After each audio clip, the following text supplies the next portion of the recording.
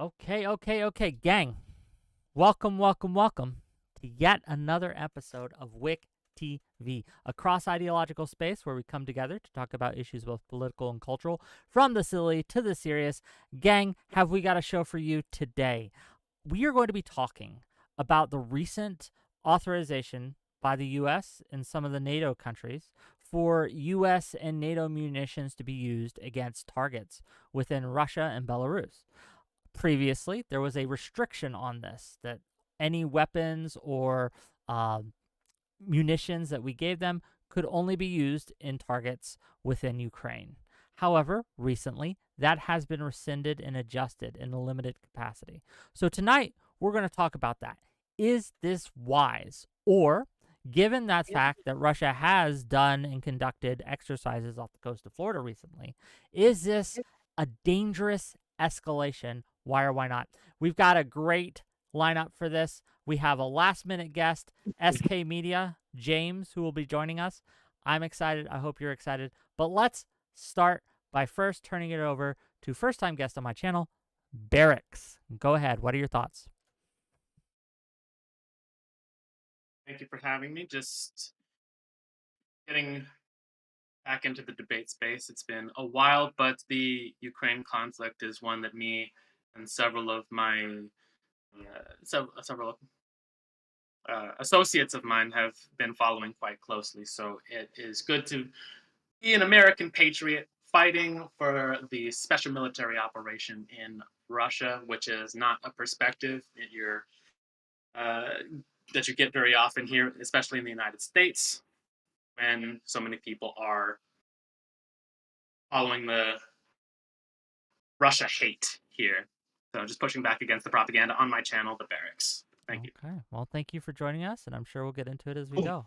Admiral Gibbs, you're up. Oh yeah, so I always thought it was pretty. I'm Admiral Gibbs. If you don't know me, follow me. I'm great. I'm hilarious, and I'm gonna tell you the cold hard truth. The cold hard truth is that these pussy bitches think that in Russia think that they can come over and sail their boats all up and down our coast. Now they can invade Ukraine willy nilly, and it's ridiculous to think that the arms that we're gonna give Ukraine were ever gonna just stay in Ukraine. And good. I'm glad that we're going to actually be able to use those arms in Russia now, or Ukraine's actually going to use those arms in Russia now, because they should have been doing that from the get go. There shouldn't have been restrictions on how to fight a war. Once we give you the weapons, it's up to you to use the weapons how you want to. Otherwise, what are we really doing? Okay. Thank you for being here. We'll get into it as we go. Non-smoker, what you got? Yeah, twitch.tv/non-smoker. Happy to be back. I mean, I kind of feel like vindicated the more and more this conflict goes on, because I've sort of repeated the same line since the start. And that is, this is an unwinnable war for Ukraine, and I think it continues to appear to be that is the case, right? You see Russia continue to further encroach on Ukrainian territory. You see the casualties mounting, yes, on both sides, but I would say far past a tolerable point for most Ukrainians on the Ukrainian side. You see the dollar amount way past the threshold for more Americans. And I think any action taken at this juncture to escalate the conflict is insane. It would make sense to escalate only if you were certain that the escalation would somehow bring about a faster victory, or a more likely victory scenario. And I think it's pretty obvious to me, and obvious to anyone who's objective, that attacking targets inside of Russia is not going to bring about a Ukrainian victory. It's also not going to deter Russia. If anything, it's going to embolden Russia. It's going to give them more of a reason to continue barreling forward and continue to do things to provoke us, like putting warships in the Caribbean. I just think it's bad. I've always thought that this war was bad for Americans, first and foremost, let alone Ukrainians and Russia. And I only say first and foremost because I'm an American. But yeah, ultimately, I think it's bad all the way around. Everybody should be pursuing peace. And while I don't think Vladimir Putin is a perfect leader, or even necessarily someone who I admire, I find it interesting that he actually proposed a peace plan recently, and yet we're still talking about Russia as the aggressors. So yeah, that's my position. Well, thank you for being here. I'm sure we'll get into it as we go. Rashad Crenshaw, please. I firmly believe that it's in our best interest to up the ante in this conflict by allowing Ukraine to strike Russian targets in the Kharkiv region. I believe that this war is not necessarily unwinnable or was unwinnable from the start because Republicans were playing childish games in Congress, which cost us a significant amount of time that we needed in order to fund and support Ukraine. Now, Republicans have gotten on the same page with Democrats and the rhinos, and now we're seeing the proper aid and support that's going to Ukraine that needs to go there. I do believe this will be a war of attrition, and it will be a war of who can outlast the other economically. As of right now, it looks like in 2022, Russia spent about 70 billion USD. If you flip the currencies on their military, we sent Ukraine about 60 billion. It seems like Russia's spending about 6% of their GDP on their military, whereas we're spending about 0.33% in that Ukraine aid package. So we're more than capable economically of solving this problem. I think we're probably going to outlast Russia economically, both NATO and the US, which US is a part of NATO, but you get my point. So yeah, I think we're making the best move here and we need to up the ante. Okay, well, thanks for being here. I don't know what happened to SK Media, but he was saying that there were some blackouts and some stuff in the region, so we'll see. I don't know. Or maybe you guys just didn't like the cut of your jib. I'm not sure. We'll find out. But that said, uh let's get into the actual discussion. Please go ahead. Floor's open. Give us what you got. Yeah, I got a question for Gibbs and Rashad. So for the two of you guys, can you just sell me on the idea that these strikes within Russia are bringing Ukraine closer, tangibly closer to some kind of victory? Can you sell me on that in your simplest, most straightforward way possible? Or Sean, you want to take that? Yeah, I think that this war is not as much of a unanimous decision kind of or even knockout victory for Russia as people might think. And I think that the Russians realizing that not only are you struggling to win this war, which was supposed to be a 2 week to like 1 month military operation, you're struggling to win this war. Oh, by the way, NATO is now authorizing Ukraine to strike in your territory. So now you're not as safe as you might have thought you were. And I think that it's very, very important for the Russian civilians to understand that you're not entirely safe in this war, just like the Ukrainian civilians are not safe in this war. One of the biggest aspects of this conflict that's going to bring about possibly somewhat of a victory for Ukraine and NATO is for Russian citizens to say, hey, look, Vladimir Putin, we're not interested in this war anymore. It's becoming too much for us. It's putting us at physical risk for our safety. Um, and it's becoming more difficult for us to win. I think that us not allowing Ukraine to strike into even just the Kharkiv region, which is where the limits are right now in terms of strikes into Ukraine, into Russia, even if we had done that, we would have been able to stop that offensive. So, the civilians' desire for the war to continue, and also Russia's logistical ability to just, invade from this point, invade from that point. These are all important parts of the plan here, and I think that allowing Ukraine to strike into those parts of Russia is very important for that reason. Just a quick add to that. To me, it's pretty simple. It's Ukraine's already been struggling, right? Russia clearly has logistical issues. It's not going to hurt Ukraine's chances of winning by being able to go in there and actually do damage to Russia within Russia. I don't see how that's a net negative for Ukraine.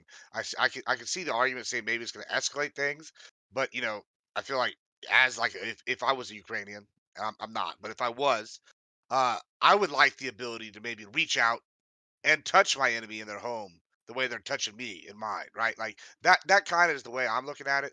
And I think it's just giving them more options at the win. And I personally don't think that the answer is, and I know Rashad's probably going to differ from me on this point, that I don't think the answer is a actual Ukraine win. I think this is the win for the US is a perpetual war, right? And the longer Russia's bogged down in Ukraine, and this is going to sound callous, the better it is for the Western powers against Russia, right? Like they're bogged down, they're running out of troops, they're running out of tech, they're having to use World War II tanks. Like these are all good things when it comes to like these adversarial powers struggling. And so as long as we can just give Ukraine enough to keep going, I think that's going to be the best interest for the Americans. Okay, go ahead, Yeah. please, Barracks. I mean, just to respond to the two of them, the one thing that probably the only thing that I would agree with Rashad and Admiral Gibbs is that this is a war of attrition, which is confusing to me why Rashad would say that this war was supposed to be over in a month or two. Like, this was never stipulated. The three-part plan of the three-part goal set up at the beginning of the Russian special military operation was not time-based, it was outcome-based. One of them would be to liberate the Donbass, one of them to be to demilitarize Ukraine, and the other to denazify the Ukrainian government. And in terms of not to who interrupt, but I want to give SK Media a chance to have his opening statement, right? Like, he's back, and hopefully, maybe if we can get this working, excuse me. But, okay, don't click join voice. Don't do it. Don't click that button, because it'll push you out of here. But yeah. Oh, can you hear me all right? Yes, now we can hear you. Thank you. Please. Okay. But I wanted to give you a chance to kind of give your opening thoughts. Like, you DM me some things. I think just saying that would be appropriate. So go ahead. Yeah, so I'm going to be quite honest here.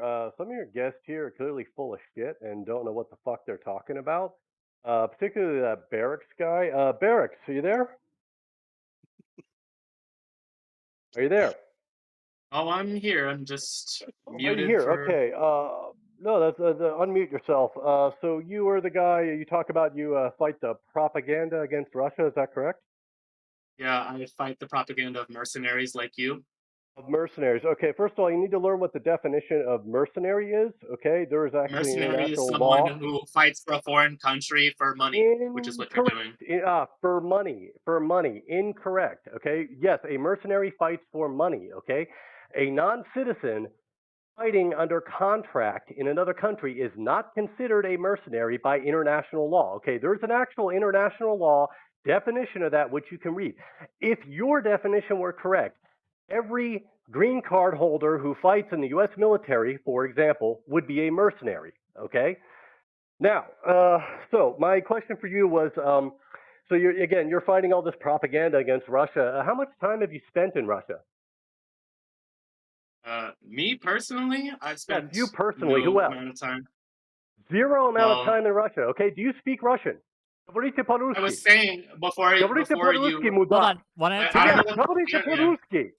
I don't know what they teach you at mercenary school in Ukraine. I know the Ukrainian army only gives 3 days of training before they send you to the front lines to die. You have never spent a second in Russia. This is kind of like ad hominem now. Okay. You're talking about. If I knew it was, this. Hold on. Okay, go fuck yourself. He did ask me a question. He did ask me a question. You did answer. You spent zero time in Russia. You don't know jack shit about Russia. You don't know jack shit about Ukraine. But dude, you could just make your point instead of attacking Turi. Hold on. Hey, one at a time. We will have order in this court. Who the fuck are you to lecture anybody at all about Russia or Ukraine or anything? What I'm saying is, do you even have before you soy out, I'm going to answer your question. I'm going to answer your question. You own a passport. Yeah, I'm going to answer your question. You coward. Movement which I represent. I'm answering your question. I'm answering your question. You know what? Go sign up. You can sign up. You can sign up for the Russian Armed Forces and come here. Look, you don't need to soy out. Dude, he's not okay. Okay. Come on. Soy out, motherfucker. Come here. Come here in any capacity you want. The movement which I represent, the infrared movement. Okay. We got it. Okay, we have to have some semblance of order here. Fuck yourself. So mute him. I'm not the one interrupting. Mute him. Go fuck yourself. Okay. The movement SK which Media, I represent. we gotta let them respond. We gotta hold on. We gotta let them respond, and then you can respond, and that's how we're gonna do. Let them respond. Go fuck yourself. The movement which I represent, the infrared movement, no one gives a Marxist shit Leninist about movement, your and the I just have to. I just have to mute you. I'm sorry. Okay. Thank you. Go ahead. And then once Thank you. you're done, he's going to get a chance to respond, and we'll have order in this court. Go ahead. All I'm saying is the movement which I represent, the infrared movement, headed by Paz al-Din and Jackson Hinkle. Now, so he rage quit, and that's fine. The infrared movement in the United States, the two biggest personalities in this movement and the creators of this movement, Paz al-Din and Jackson Hinkle, have spent months in Russia. And not to mention, there are Americans whose views I don't line up with 100%, but whose investigation of Russia and the special military operation, specifically Tucker Carlson, have also spent some time in Russia.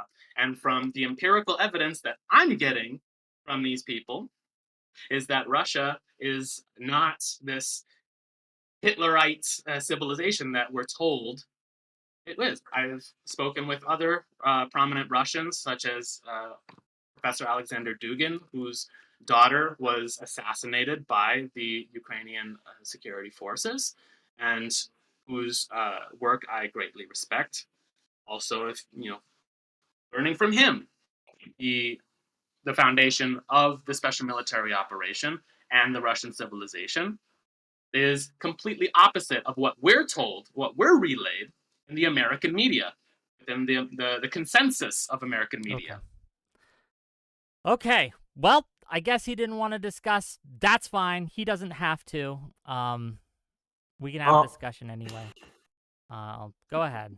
What do you got? I would have a lot of. Sorry to Gibbs and Rashad. Go ahead. Is that cool? Okay, I just want to make sure I'm not stepping on it. No, that seems I'm trying to reconnoiter here. He's look, okay, we're gonna have the discussion whether or not someone wants to play. Okay. Let me rant a minute. Give me a second. Here's the deal, okay, gang. I understand not liking what someone says and having real issues with it. I get it.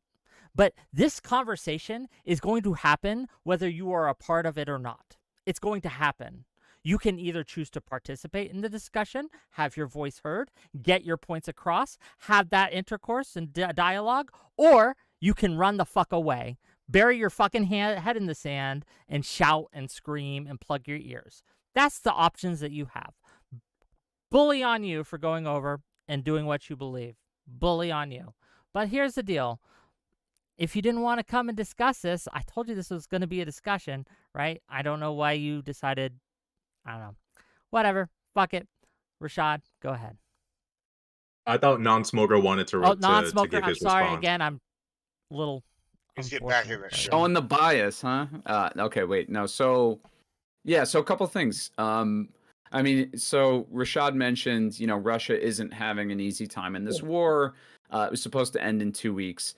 First of all, I have to grant you that this hasn't been a steamroll to victory, right, for Russia whatsoever. Obviously, it's been going on for over 2 years at this point, and it's cost Russia, the lives of who knows how many. You can never trust like a lot of these casualty figures from either sides, but let's say a minimum of like in the six figures, right, of military personnel, probably. Lots and lots of money, of course, shutting down, and then the destruction of the Nord Stream pipeline. And there's been a lot of drawbacks for Russia. But let's remember that early on in this conflict, there was the opportunity for peace. Russia did meet, or Putin and the Russian delegation did meet with Ukrainian leaders to try to negotiate a resolution here. It was Boris Johnson who tore that whole thing apart, which is actually a huge tragedy for the Ukrainians, because they've suffered just as much, if not more, than the Russians have as a result of this conflict. Destroyed cities, again, hundreds of thousands dead, et cetera, et cetera. So, in terms of it, the whole quick Russian path to victory, I agree with you. It hasn't been, but that's been because of outside sabotage, unfortunately.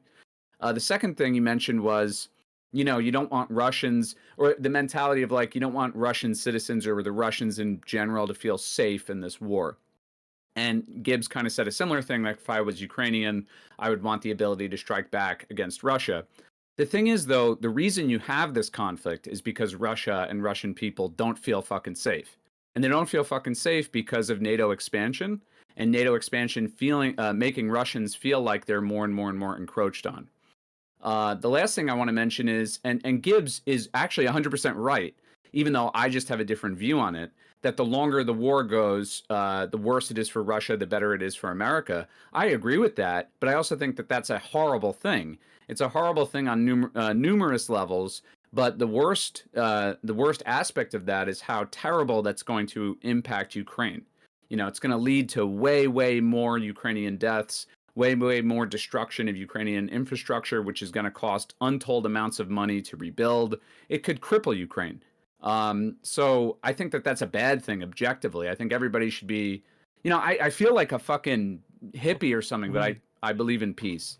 We do Okay, gotta let them respond, please. yeah, I mean, this is kind of like mobster foreign policy. Like, you know, if you would just submit to our unreasonable demands, we wouldn't beat the ever living shit out of you. The reality is that Ukraine denuclearized and entrusted its national security to both Russia and the United States, and Russia, of course, chose to violate that and invade Ukraine once before. Now we're back here again, and we're hearing the excuse of, oh well, there was an opportunity for peace, but Boris Johnson effed that up. Good, good. The only reason why there's not peace right now is because of Russia. And Russia overplayed their hand, suspected that they could win this war in a timely manner, whether it was 2 weeks, 2 months, or whatever. They thought this was going to not be a war, but a special military operation. Turns out it didn't go exactly the way that they thought. There is no reason as to why a double aggressor should all of a sudden hold the keys to peace. We have you where we want you. We can outlast you economically. We can fund the Ukrainians. We've had some hiccups thanks to, you know, I gotta be honest with you, Gibbs, MAGA. We had MAGA come in and kind of fuck it all up for everybody. And as a result, we've been unable, and Europe in its incompetence and its, I guess, just not being ready for showtime, they haven't been able to supply Ukraine in the way that they're supposed to as well. But the idea that somehow or another Russia's the one who's afraid and they're afraid for their security, there's a reason why when Tucker Carlson interviewed Putin didn't really want to talk all that much about NATO. Because thanks to invading Ukraine, I believe, and correct me if I'm wrong, Sweden and Finland decided to join NATO. So as in your attempt to stop one nation from joining, you have two join as a result of being afraid of you. Then on top of that, you haven't been this weak in decades, probably since the collapse of the Soviet Union, and yet NATO is simply seeing it fit to just send weaponry when they could very well just pop up in Ukraine, expel your troops from the region, because we all know Russia cannot defeat just Europe itself in a conventional war. I feel like we're honestly being really, really nice to Russia right now. And it could be way worse than it is right now. And if we had a meaner leader in office, this shit could have gotten uglier for Vladimir a while ago. Okay, I want to make sure Gibbs gets a chance to get into, and then we can throw it back. Yeah, sure. I mean, I'll be Barracks quick. and, Yeah, I mean, as a Texan, and y'all know I love my Texas history. You know, there was a guy very similar to Putin back in Texas history named Santa Anna, and we took the time to whoop his ass. And I gotta say, I feel for the Ukrainians wanting to whoop Putin's ass and wanting to be able to fight. Like, if they want to fight and they're willing to die and they're willing to stand up for their country, and we're willing to back them. Like, yeah, it's really callous and it sounds bad, but what's best for us is to let them turn this into a perpetual meat grinder. And I know it's bad, and I know that's horrible to like say out loud. But this is the adversarial power. That's what Russia is. They're an adversarial power. They're like forming bricks. They're getting in cahoots with other countries that hate us, and it's in our best interest to let this shit go on and on. And it's pretty clear just based on how fantastic the great Russian fleet is doing in the Black Sea that like they clearly can be damaged. Like in general, the whole shebang can be hurt. And by allowing them to use our weapons to strike in Russia, I think that they can cause way more damage and actually get some critical strikes. And I think this might actually cause them to actually turn the tide. Because it's what, a year 3 now, and Russia's barely gained any land. They had to stop their great advance into the capital, Kiev, and then they've been fighting basically War 1, trench warfare for the last couple of years everywhere else. I mean, the idea that Ukraine like doesn't have the right to defend themselves is just ridiculous. I might hesitate and say, oh, maybe we shouldn't send NATO in there, but I definitely think that keep up sending the shit to them because Russia's doing fucking Okay. terrible, and that's good for us. back to Barracks and to non-smoker, whichever one wants to go first. Go ahead. I mean, I have a bunch of responses, but yeah. And it's laughable that someone who lives in Texas would not draw the comparison between the people of the Donbass and the people of Texas during the Texas Revolution. Russia has everything in common with America during the Texas Revolution, liberating Mexico, as Russia does to liberating the people of the Donbass now. Because who started this war? Was it Putin starting the special military operation in 2022, or was it Zelensky's Nazi government starting a war against the Russian-speaking people of the Donbass in 2012, shelling civilians, and after a decade of this genocide, killing more than 10,000 Russian-speaking Ukrainians? Who started this war of aggression? Was it Russia or was it NATO? Was it NATO who said after the fall of the Soviet Union, not 1 inch eastward, both the United States foreign minister and the German foreign minister after the fall of the Berlin Wall, that they would not push eastward toward Russia? And for every single year after that, more and more countries being forced to join NATO, more and more territory being lost from the USSR, from the former USSR, and from Russia, to the point where even today, a number of color revolutions started by the United States CIA, NGOs, the State Department under USAID, just starting color revolutions in Armenia, Georgia, and let's Azerbaijan. take this point by point because I'm very curious. You say that they started color revolutions. Can you give us evidence that these were color revolutions started by the CIA? What evidence do you have that this is the case? So Max Blumenthal of the Gray Zone had uncovered at the same time that I was investigating in Max Georgia. Blumenthal of the Gray Zone?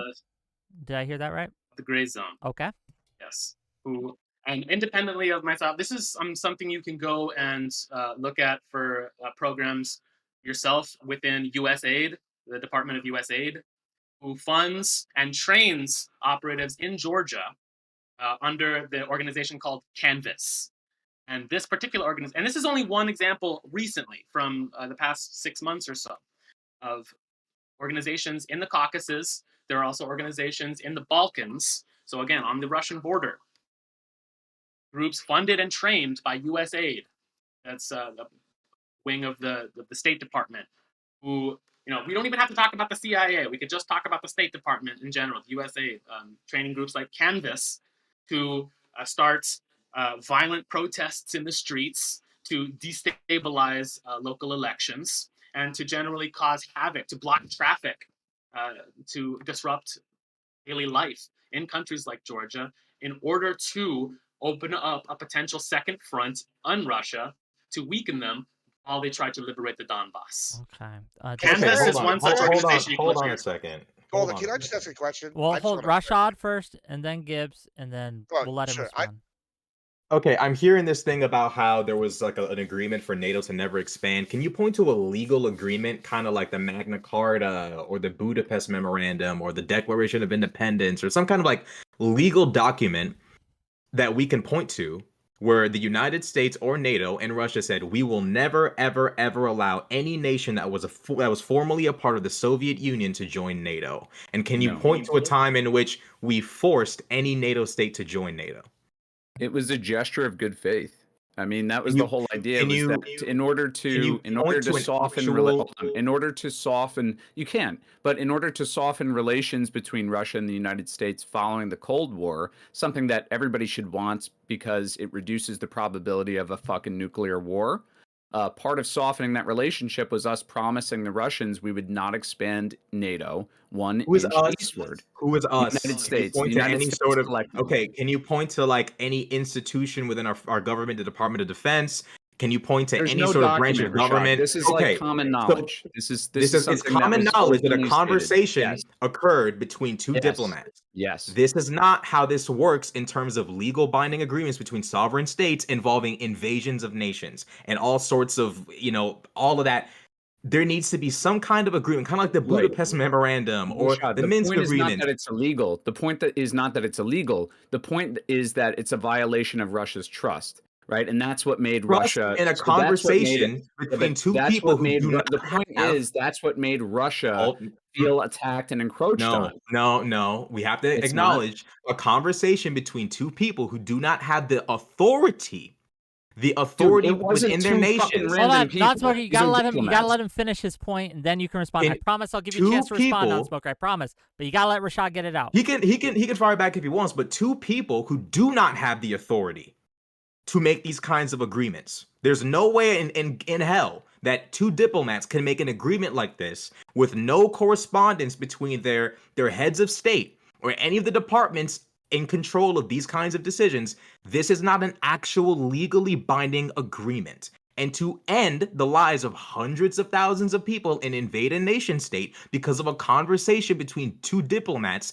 none of the agreements were sanctioned by any heads of state on either side. This is BS, respectfully. So you want Can I wait? I mean, Can I answer? if he's going to be Minsk two agreements, if you want a binding agreement between parties involved, just look at the Minsk one and the Minsk two agreements, both of which were violated in Ukraine. Go ahead, non-smoker. Yeah, so just so we're clear, this is not two random people. Like you're saying, like, oh, some Russian and some American. This is James Baker, right? The White House chief of staff, talking to Mikhail Gorbachev, the leader of the fucking Soviet Union, dude. Now, And they're just because authorized to there's make not, this but agreement. okay, you just hear me out here.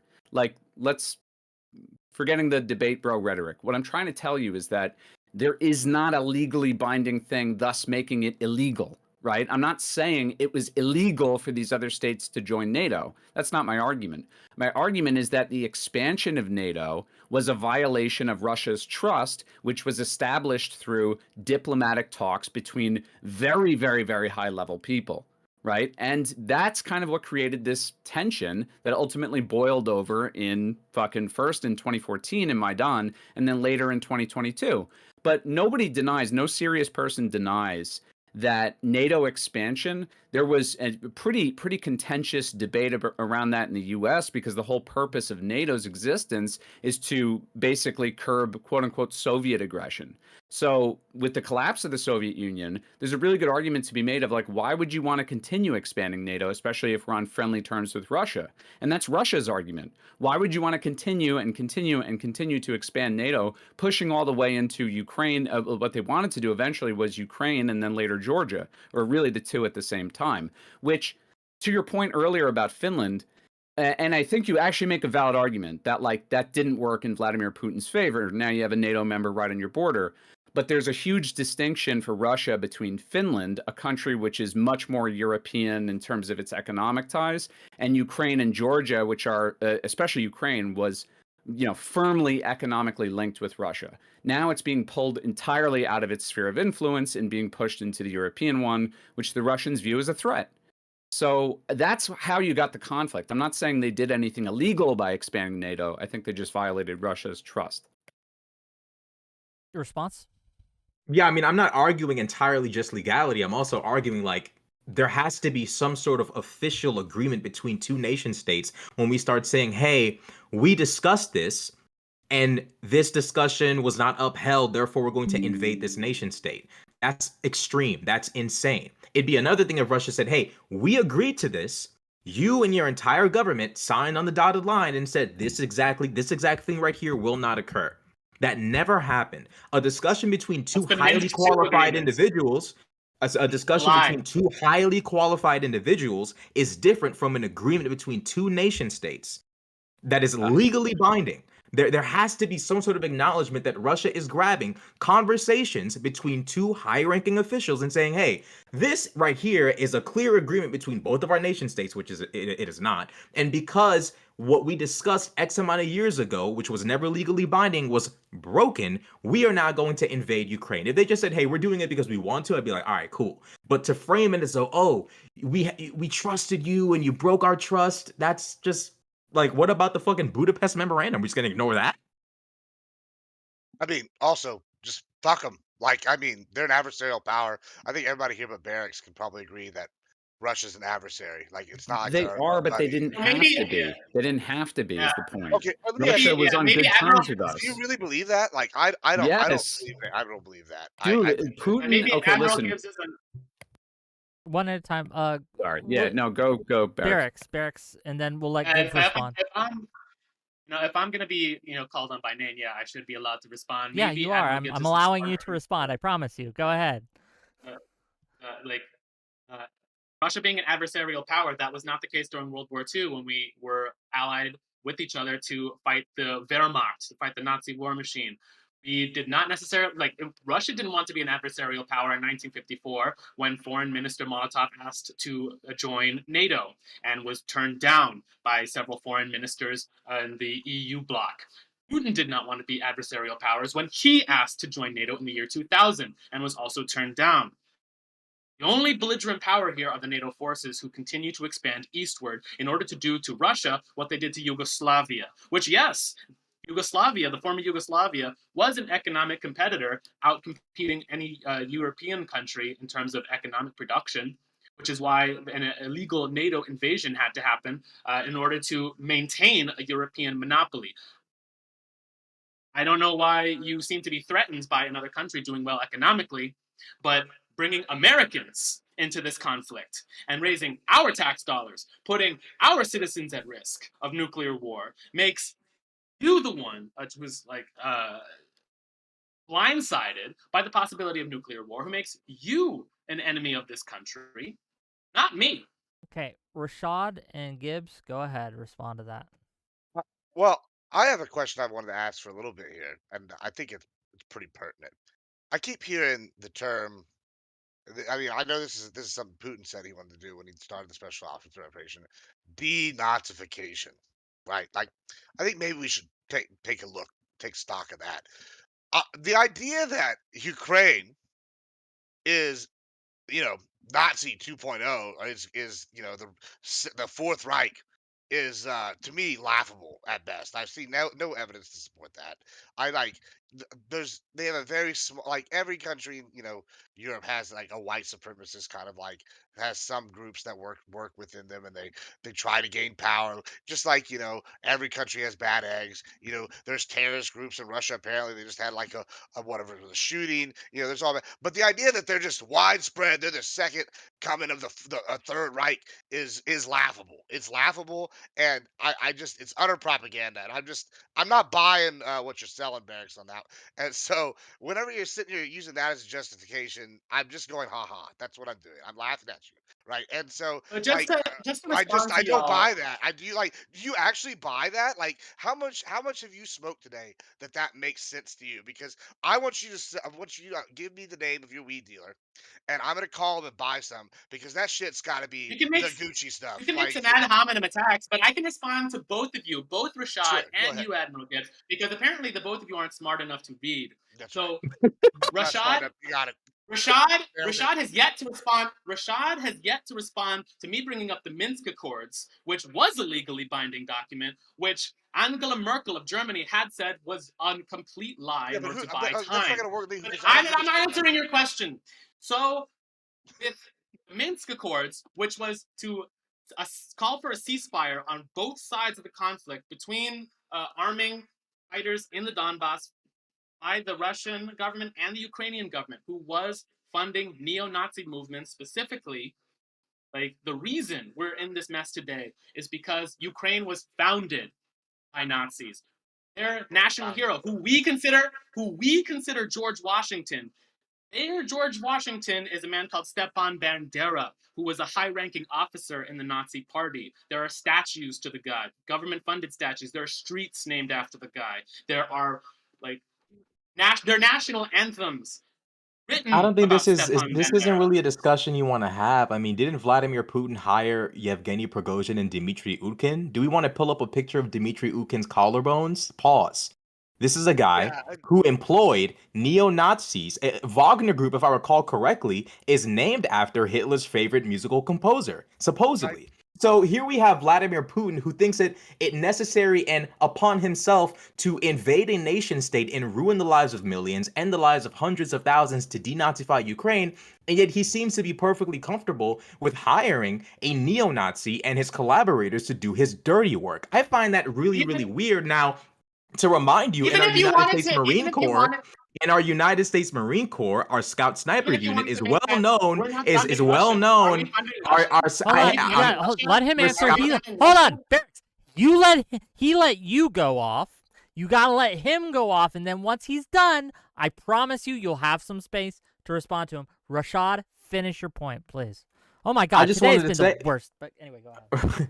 I just wanted to say, in our Scout Sniper unit in the United States Marine Corps, we have Marines who scout the Waffen SS logo all the time. I wonder how many people want to end the United States Marine Corps, or want to clear it out, or end the Scout Sniper unit, because we theoretically could do that. I mean, how far do you want to go? Should Canada invade us and cleanse us of our Nazism? What about the Confederate statues that we had in the Capitol? Is America still dealing with some pro-slavery stuff we might need to get rid of? Like, how are we going to all of a sudden act like Azov Battalion is representative of a Nazi government when you have an Ashkenazi Jew sitting as the leading head of state of Ukraine?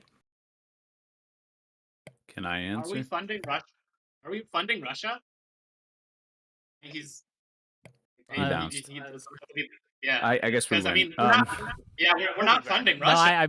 he'll be back, I promise you. But I'm not sure if he had to use the restroom real quick or something. But I guess Can I'll I have a jump in question. quick? Oh, No, there I he just is. had to plug my camera back in. Oh, word. Oh. Can I jump in and kind of That's up answer to- Rashad a little bit? That's up to Barracks, Barack. do you mind? It's Barracks' turn. So yeah, if he wants to cede the time to you, go Cool. ahead. Yeah, I just because I think there's actually some important distinctions to be made here. First of all, like Nazism as ideology is probably more well represented in Eastern Europe in general than like anywhere else in the world. And that's because of the historical relationship the people who live there have with it, right? Like Nazism is incredibly popular in places like, it's not just Ukraine, Belarus, Poland, etc. In terms of like as an underground movement, I'm not saying it's necessarily this open thing, but because of the people's historical experience of resisting Soviet and what they view as like Russian sort of aggression and imperialism, to them, Nazism in some of these circles actually represents like an anti-Slavic movement more than anything. It's more than it's even anti-Semitic. It's predominantly meant to symbolize this like fierce opposition to being ruled by Russians and Russia. And then, of course, there is like a racist bent to it as well. Usually anti-Roma. There is anti-Semitism. It's just not the driving factor behind the movement, and that's why that contradiction of the far right aligning itself with Jewish Zelensky. It seems to not make any sense. That's why that exists. Is because the neo-Nazis in Ukraine, they don't view themselves as like their mission is to annihilate all Jews. But with that being said, I mean, you make some decent points, I think, that like there are far-right factions everywhere, including in Russia. I think what's important about Ukraine, though, is that Azov, right sector, all of these groups are, in some sense, officially rolled into the government or the actual state military, But which, again, I think is part of, hold on. the Ukrainians would argue this is part of our defense, right? And we need all hands on deck and all that kind of stuff. Non-smoker, though, to that, when Rashad mentioned his examples, such as Prigozhin and things like that, do you not acknowledge that these groups were also rolled into Russia's official kind of defense force? Well, And here's the difference. What is the I was difference? going to That's get what- to that. yeah. No, here's the difference.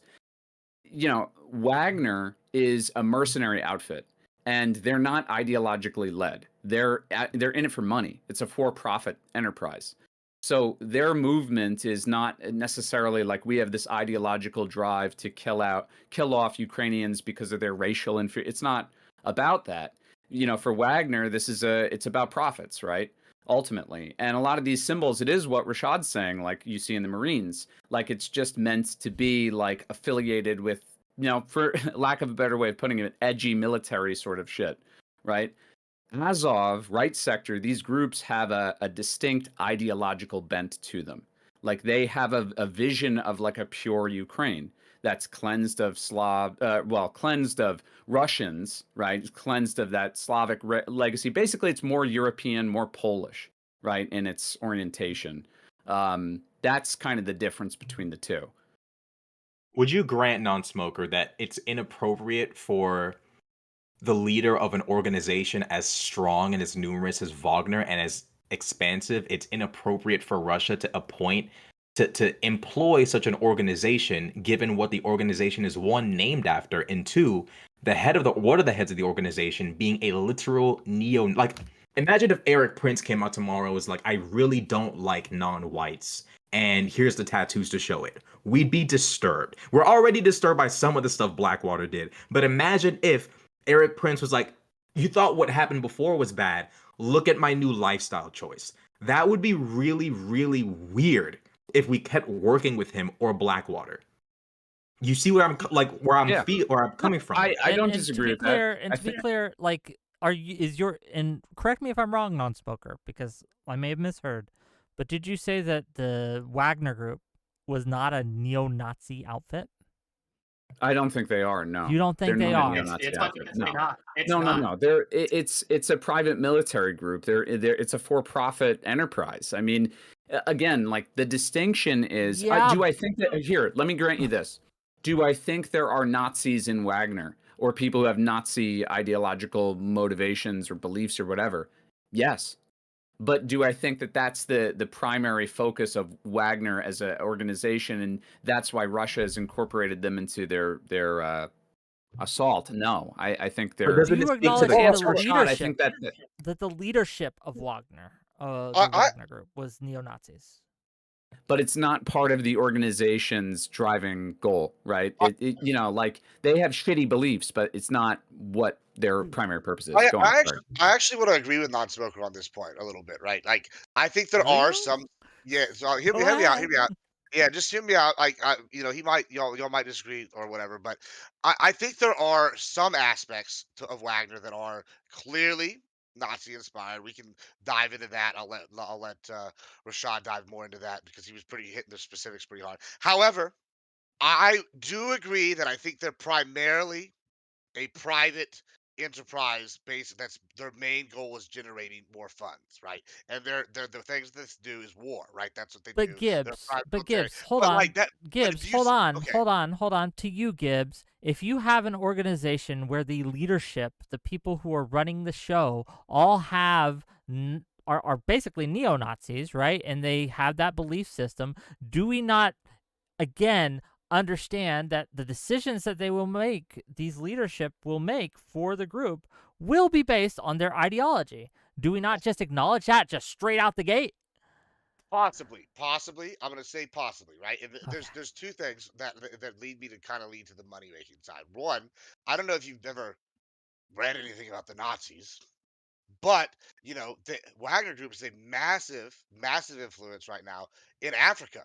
And they're not too good, buddy. And if you know anything about the Nazis, they weren't too kind to black people, right? And so if they're willing to go down, do you think the Wagners were there to be kind to the people of that region? I'm just saying they're working with a lot of Africans. So far and off, I'm just saying it doesn't make sense if they're. I'm not saying but they can't be. Yeah. Secondly, this is the big one, and I think this is a major important thing. Is say like a private military in the U.S. started recruiting from the prisons, right? There would be the Aryan Brotherhood. They would be one that would probably get recruited pretty heavily by a private military if we were doing something like Wagner Group did. So the idea that they're inherently Nazi, I don't know if I buy, right? Like, I think that they're a money making group. I do think they have some Nazi symbols. They have maybe some neo-Nazi leadership. I don't know that they're strictly Nazi, but I also think they've also recruited from prisons fairly heavily, if I recall correctly. And the prisons are going to have a lot of these white supremacists people in organizations, and they're going to be flooding into this. And so, sure, will they maybe develop like an ideological like stance where they turn to that? Maybe, but I think let's bring it back. We're circling the drain on this, and I think we're a little off topic. But I wanted to ask directly, right? And this is to Barracks first, and then to non-smoker. And I'm very curious your answer here. Do you think that Russia is? Do you acknowledge that Russia has been guilty of war crimes in the region? Whether or not you think it was systemic, whether or not they think there's a genocide there, do you acknowledge at least that there are some incidences where they have broken the laws of war? Go ahead. First of all, Yevgeny Prigozhin is not a Nazi, and Wagner is based. Second of all, no, I've seen no. What about Dmitry? Crimes on the Russian side. But if you're not going to answer my question about the Minsk II Accords, Like, What was your you no. just keep saying Minsk? What's your question? And by the way, Dmitry is a neo-Nazi, and you want to like dance around that if you want to. And That's you fine. also dance around the thing that Rashad brought up earlier, which was the Budapest. What was it? Budapest Accords or Memorandum, the Budapest yeah, Memorandum. Budapest Memorandum. Yeah, exactly. Thank you. That they signed a deal not to take over any more of Ukraine's land. You kind of just like gish galloped over that, though. So maybe like answer Like, that until question like I brought up as well. I'm more concerned with who started the aggression, which is we've demonstrated was NATO and in general in arming and funding Ukraine, NATO expansion eastward, and the That's not Ukrainian aggression. government. That's just like sovereign nations doing what they're entitled to do by law, isn't it? That's Western. That's Western influence by the United States, who has majority power in NATO, pushing eastward to militarily destabilize Russia. And the Ukrainian government, who started this aggression in 2012 and 2014 after the Maidan coup, when these neo-Nazis in power, put in power by the US government, started killing Russian-speaking citizens, Slavic citizens in the Donbass. So You yes, said 2012 or 2014?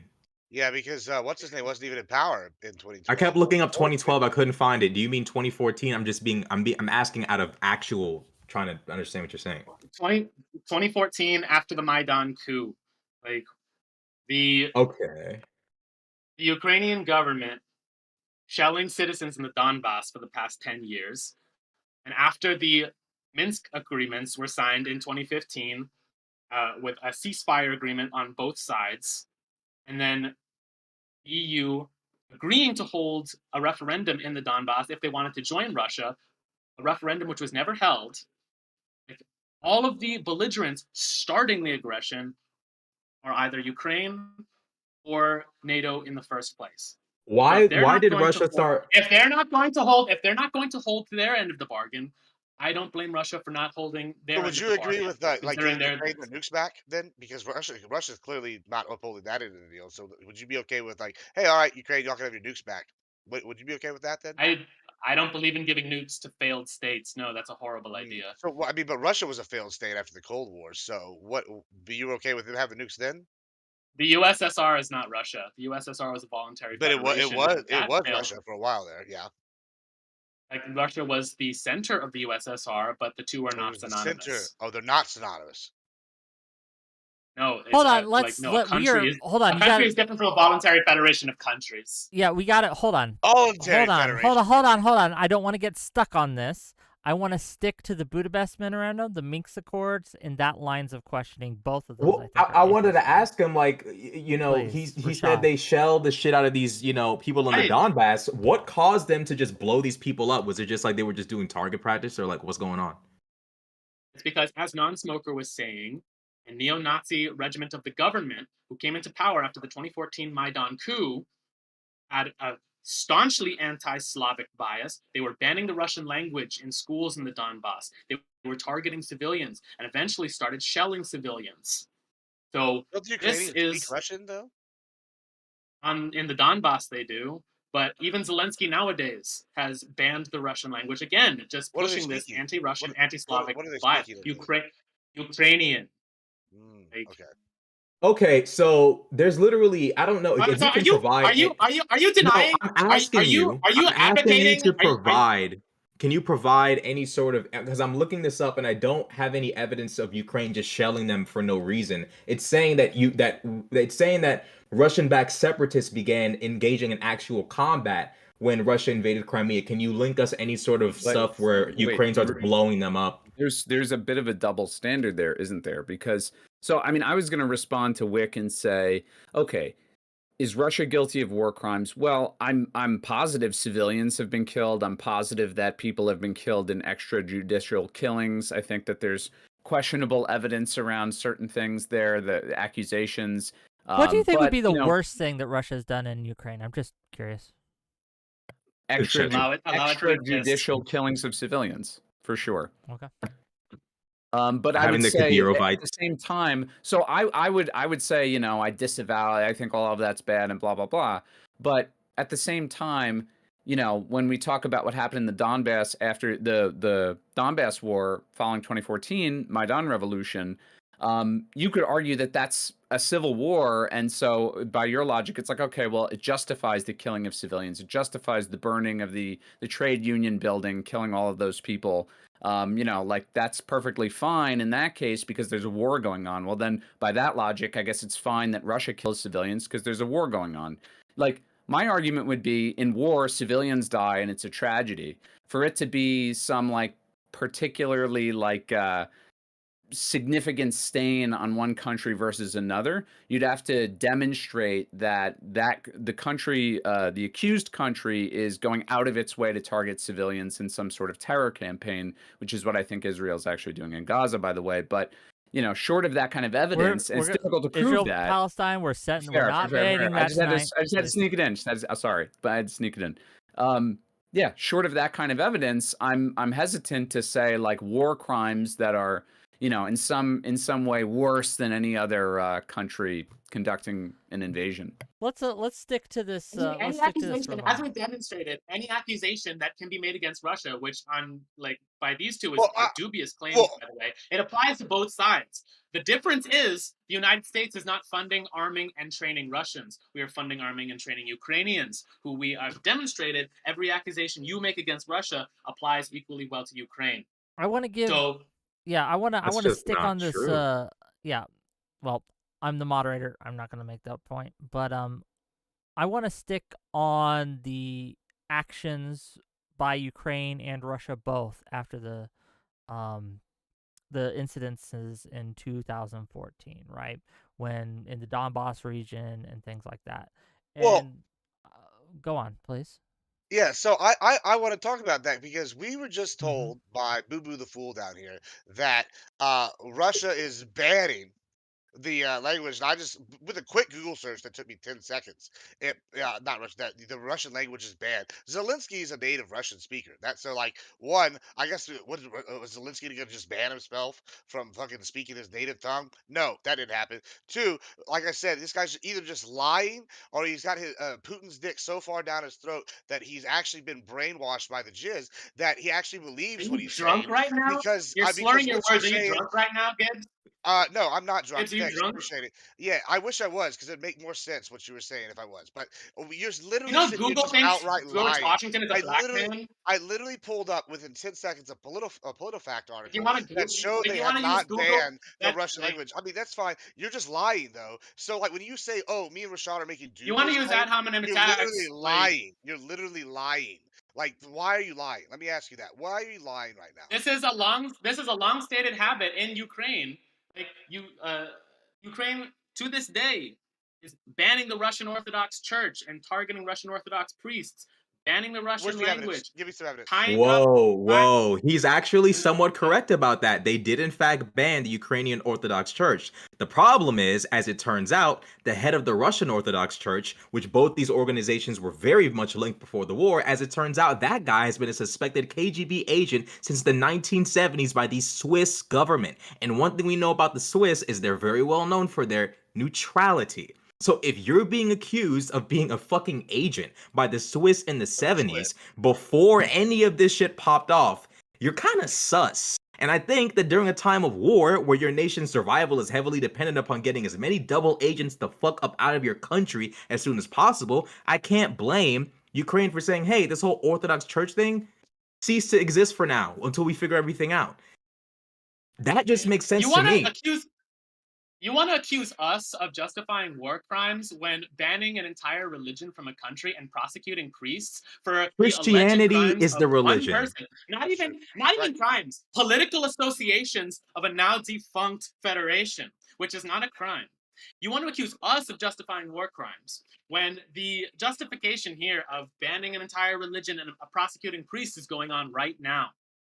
Are they? Every Hold on. Are accusation you they make against us is prosecuting a confession just on for your my part. audiences? Just for my audiences, saying Barracks. This question to you: are they prosecuting the priests because of their religion, or are they prosecuting priests because they are suspected terrorists or spies?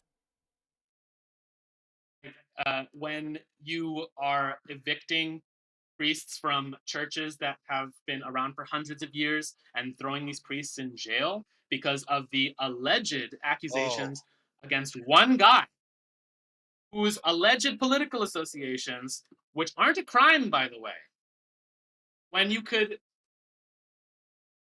simply not, prosecute a bunch of priests and change out one particular priest if that was your, if that was your priority. If We're Russia talking had about the decided, targeting. We're talking about targeting a specific group of people who all happen to share the same religion, who all happen to have a deep-rooted community tie, national tie with, like, with the Ukrainian people who are being targeted for their Yeah, I mean, political you really just avoided associations. Rick's question Like, though. Like, you just avoid. Like, listen, I literally just now I put a collar on. I am a registered minister, right? I got some religious doctorates, right? I'm very, very, credible as a, religious scholar, right? I come in right now and I can start preaching Ukrainian Orthodox, whatever, and then if they came in and were like, hey, maybe this guy's not really a priest, he's clearly a CIA plant, because obviously I'm not a fucking actual Ukrainian priest. They got me. But guess what? They weren't getting me because I'm preaching the religion of the Ukrainian Orthodoxy. They got me because I was a CIA plant. Like, that was what they would I be don't know doing if right there. Like, do you understand the difference in what Wick's I don't saying? know if Or you like know how monasteries work, but you don't just get to flood monasteries. monasteries with a bunch of with a bunch of new with a bunch of new shady individuals. Like, these priests have been living in these historic, centuries old monasteries themselves for decades. I Mm. mean, And apparently, now, when it's the politically convenient, you want to make this accusation. That's justifying targeting people against their religion. Not to politically ignore it. convenient. Yeah, this sounds like some Politically convenient. bullshit. When you're fighting for your fucking national survival, that's politically convenient.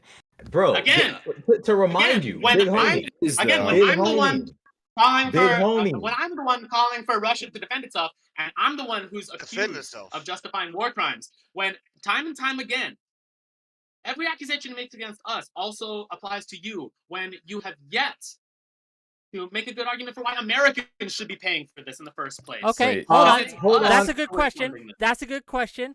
I want to put a pin in that.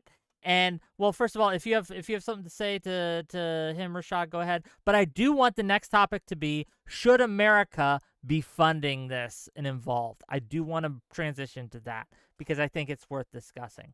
But Rashad, I'll let you respond, and then I'll let Non-Smoker go because he's been waiting for a while, and we'll move on to the next segment.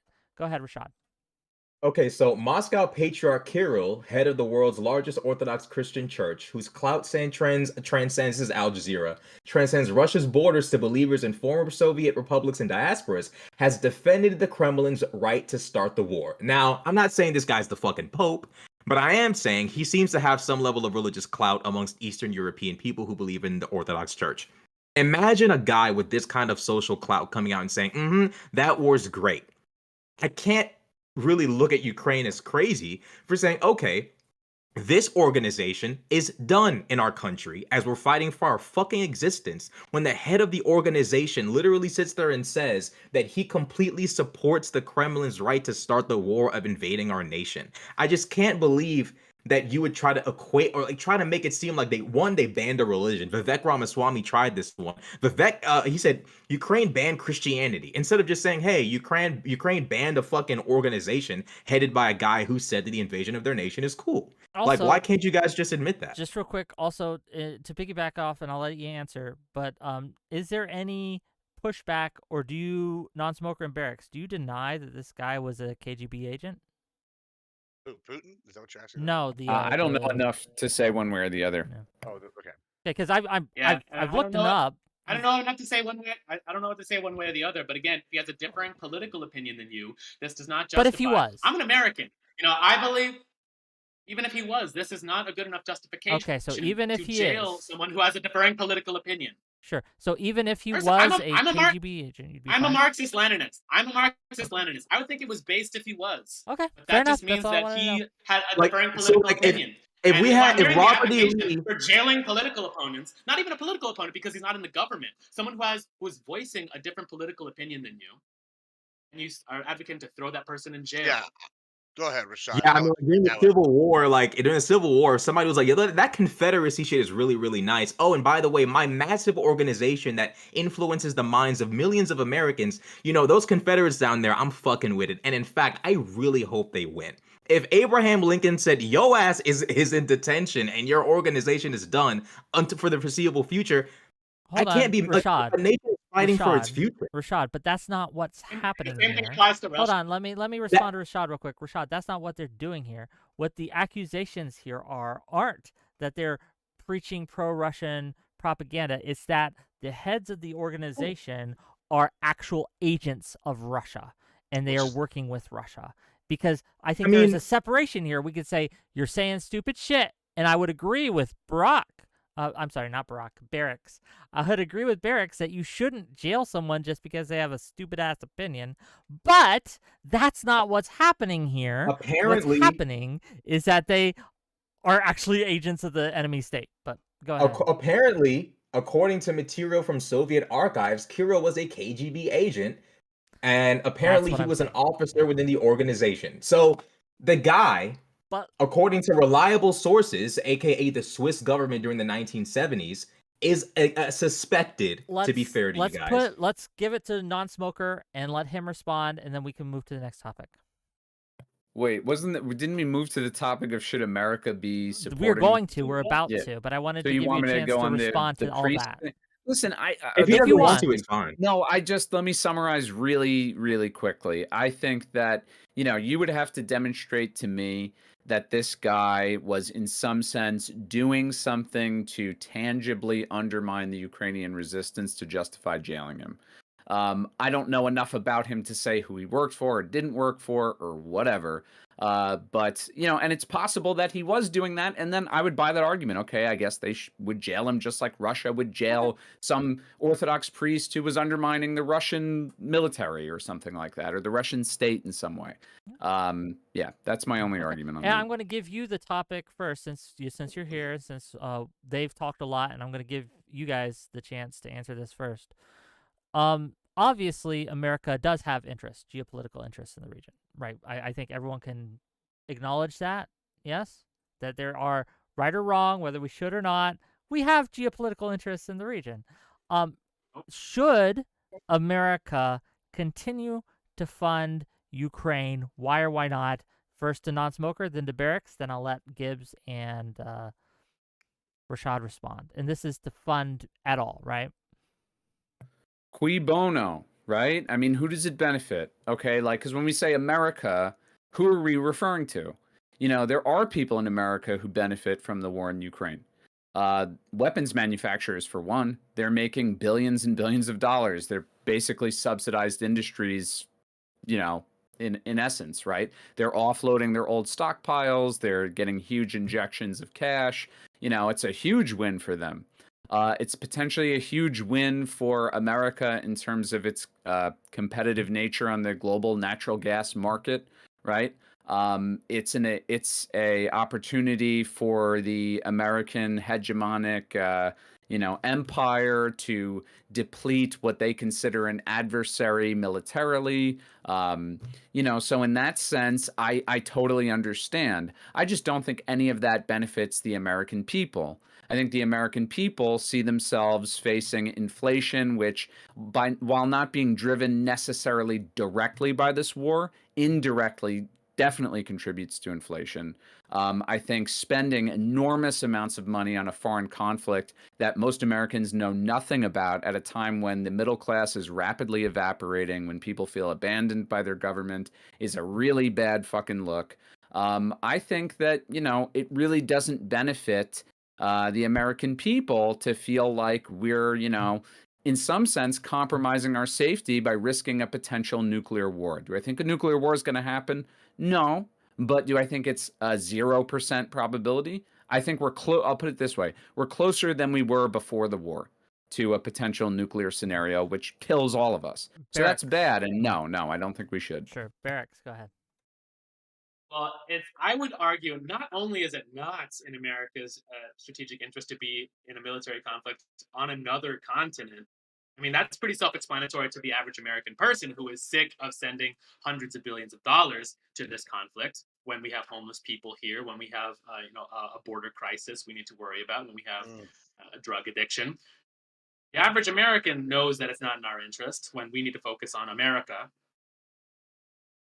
I would argue it's not even in Europe's best interest to continue funding this argument.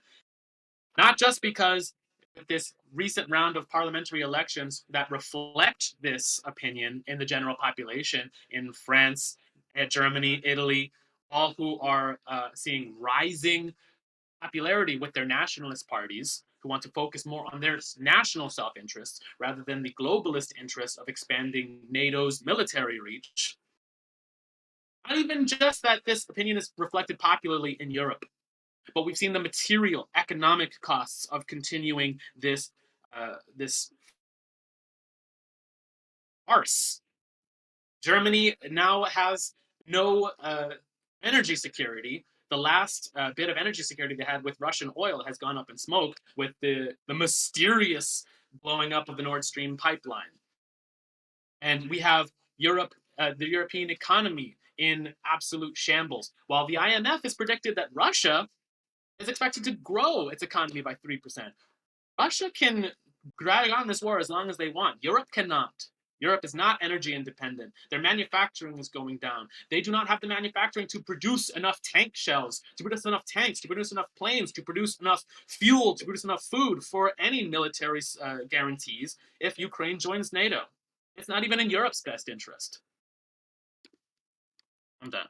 Okay. Rashad and then Gibbs. Go ahead. Okay. So in World War II, we kind of had a similar situation to this with Adolf Hitler. And with Adolf Hitler, we very much tried to appease him, and it did not work. For the first time in probably global history, a global hegemon has the ability to constrain a conflict to its regional source without losing a single soldier. By being able to send a litany of weaponry and supplies to Ukraine, we can contain a conflict and stop it from spiraling to a global conflict without losing a single American soldier. I'm willing to bet that our grandparents and great-grandparents probably wish we had that privilege back then. By being able to spend 0.33% of our GDP on the war in Ukraine, we're able to stifle this conflict's growth. Now, I believe Barracks said that, this isn't even a problem for Europeans. It's funny because Dmitry Medvedev, the former president of Russia, said that Romania is not even a fucking country because Romania demanded something back from them. So his response is, you're not even a fucking country. So when Europeans hear the former president of Russia speak like this about a sovereign fucking state, imagine if Barack Obama came on the internet and started threatening the sovereignty of other nation states. That's fucking crazy. Furthermore, Libya? Medvedev threatened. Excuse me? Libya? Can you what did he say? Did he say that Libya is not a nation I state? mean, it's more about what he did in Libya, I would argue.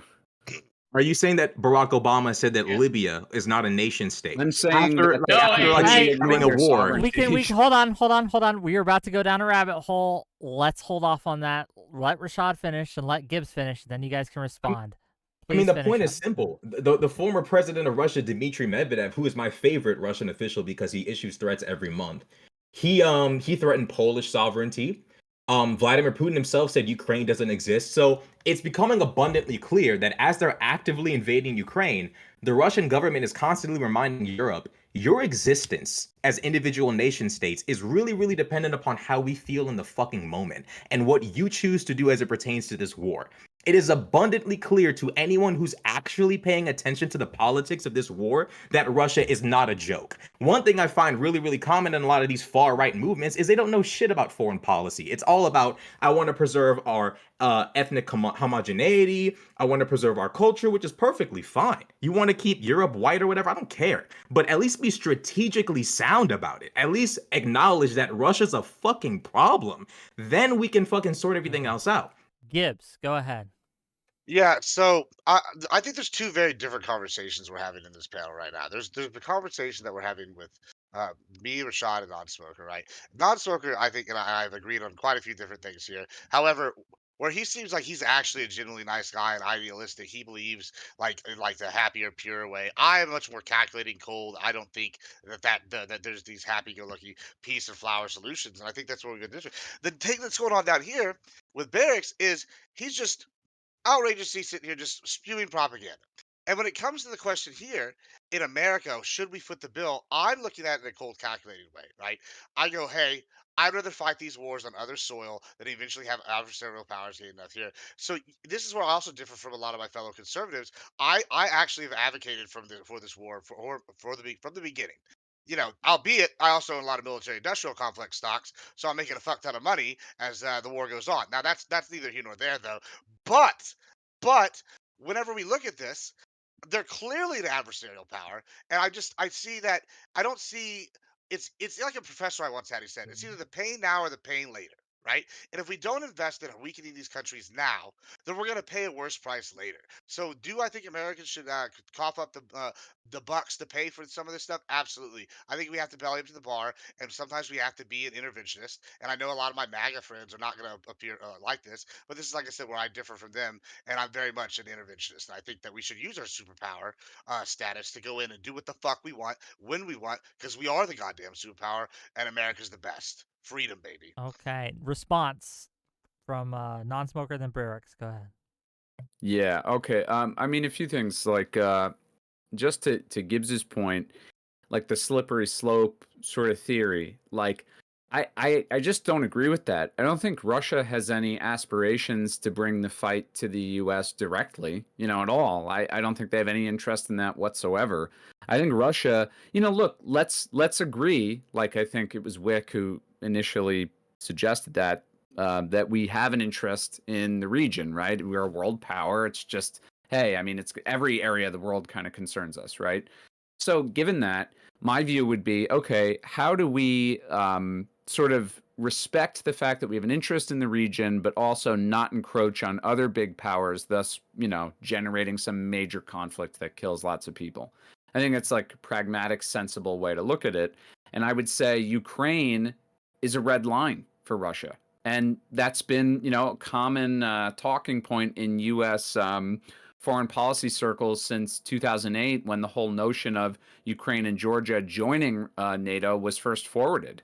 It was basically like, okay, we said this thing to Gorbachev, but we basically fucking ignored the Russians, and they were willing to work with us regardless of the fact that NATO kept expanding. And, why not fucking bring in Ukraine and Georgia? And there were people in the U.S., intelligence circles and, Defense Department who basically were saying, that's a step too far. And my view is it's a step too far. Like, we have to respect the fact that Russia and China, like them or not, they have their own spheres of influence.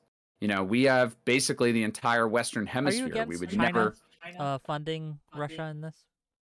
Am I against China funding Yeah, Russia? funding Russia. Well, no, I mean, okay, against that. I don't know. I don't think that it's great that China is pulled into the conflict at all. I'd love for China to be some sort of neutral arbiter in all of this.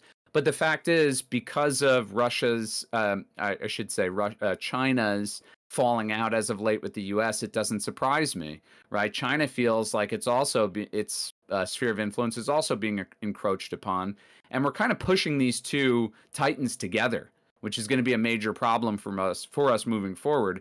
It didn't have to be like that. I honestly don't think that. So, yeah, I guess Okay. no. Barracks, go ahead. What do you got? Briefly, before I respond to these ad hominem attacks made against me, as an American patriot who understands that the founding fathers and those who pushed the Monroe Doctrine, that America, as the regional superpower, had a responsibility to guarantee security in this hemisphere, not in the other hemisphere, not in for civilizations across the Atlantic, which are far older than we are, and who are currently more militarily powerful. We don't need to guarantee security for those people. We need to be guaranteeing security for Americans and those in this hemisphere, based on the Monroe Doctrine. Why can't we extend this same principle to the Russians for guaranteeing regional security as they have for the former Soviet bloc?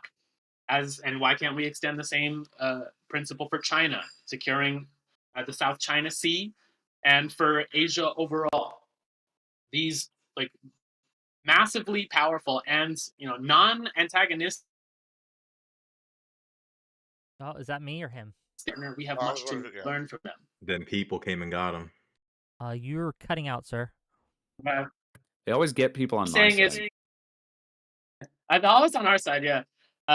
Like, why can't we extend this same principle of guaranteeing the regional superpowers the right and responsibility to guarantee security for the poles of let the me ask world you this, that Barracks. they live in?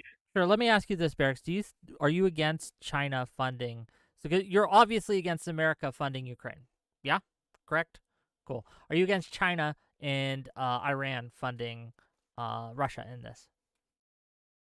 No, it makes perfect What's sense the considering that. difference here?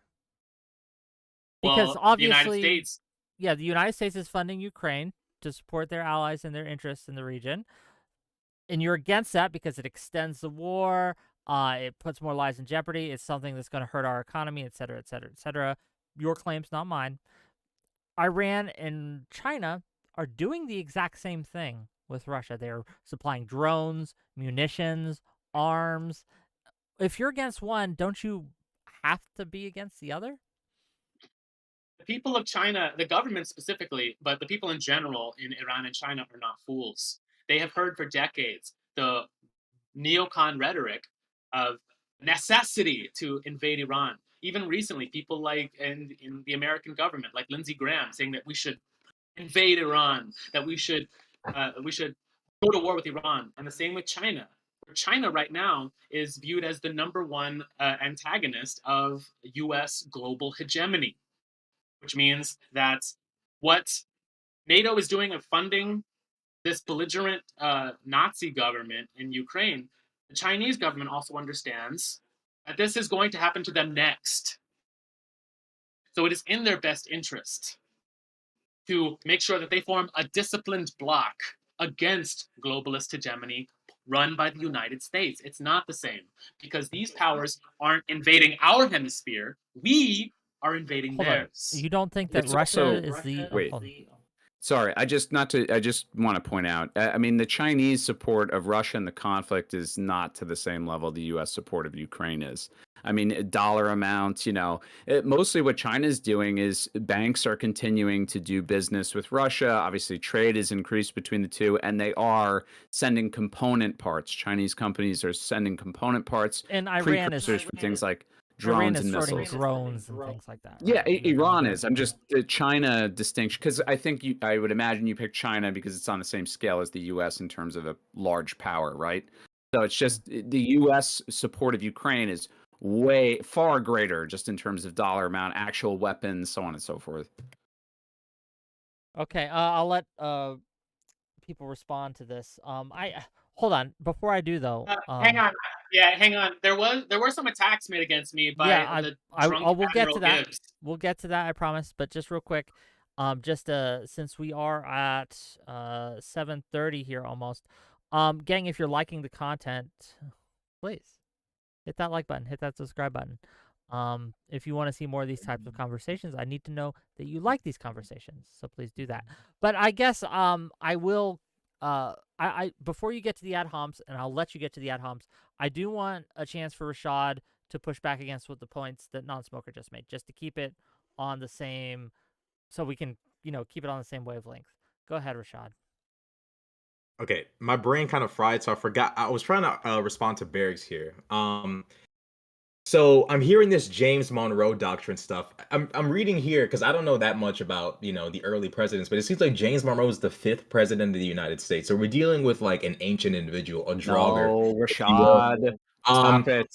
This guy's old, and I don't think this Rashad, guy. you're saying something very dumb. Hold on, please. Hold on. Let just me for- finish my stupidity. Let me finish my stupidity. Let him go, but just for my audiences, no. the Monroe Doctrine is something that's been extended for a while. It's So if the argument here is that the Monroe Doctrine is that the United States would not interfere in the affairs of Europe or whatever the case might be, I'm not understanding. Like, okay, so like when Pearl Harbor happened, was that like a glitch in the Matrix? Like when the affairs of other parts of the world became involved in the United States, what the fuck, like was that like, were we supposed to just kind of like ignore that? I'm kind of convinced that World War II was kind of evidence that the world's affairs don't just not affect the United States, and that let me respond. if you want to stay out of the affairs of the world, or you at least want the affairs of the world to not become so massive that you're sending 18 and 19-year-old Marines and soldiers to die, it's probably in your best interest to stop the conflicts from spiraling into global conflicts. Like in World War II, where we made many concessions to Adolf Hitler, and I'm not trying to say Vladimir Putin's trying to do the Holocaust. We're talking about expansion here.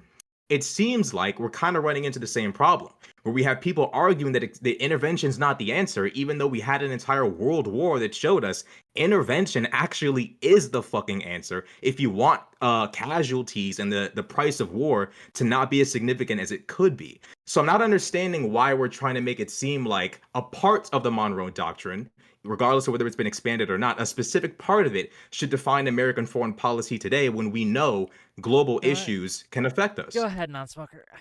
Dude, okay, Rashad, it's okay, man. Listen, it's learning stuff on the fly, whatever.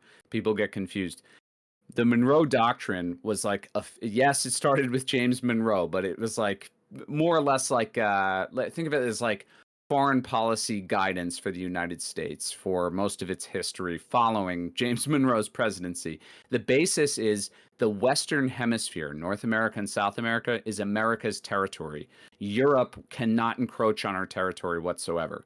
What Barracks is suggesting is that if we have such a doctrine in place where we basically have established, a backyard that Europe cannot encroach on, why can we not also respect the fact that other great powers have spheres of influence that we should not encroach upon? That was his point. Is that the only part of it? Rashad is following the Destiny school of debate, which is reading from Wikipedia when he's losing. Dude, and listen, No, let's not.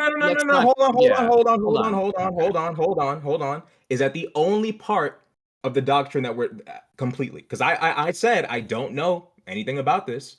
Is that the only part that Europe cannot intervene in the affairs of the Western Hemisphere? This is the point. Okay, so you like, as things are literally stated, right? It's literally stated that yes, the whole notion here is that our hemisphere, which was recently made independent at the time of the Monroe Doctrine writing, in Latin America had become independent following all these different independence movements. Europe cannot encroach on their sovereignty. And basically what that translated out to in reality was Latin America, the Caribbean, and North America is the United States backyard, and that we will not tolerate any encroachment on our backyard. That's one of the reasons why we initiated all those coups in Latin America over time and, did all of these hostile actions towards Cuba, the embargo and so forth. We viewed it as European powers and foreign powers trying to encroach on our sovereign sphere of influence, our territory. Okay. So I don't mind being wrong here. My main question is, though, this seems retarded. Like, okay, well, we told them they can't encroach here, but despite we know the fact that the wars over there can economically affect us and get our kids killed in a war, we're just gonna, cite this document or this, foreign policy plan as how we're gonna engage in the world. That's still retarded. Like World War II, regardless of how fair it sounds, why can't we respect XYZ of Europe? Hold on here.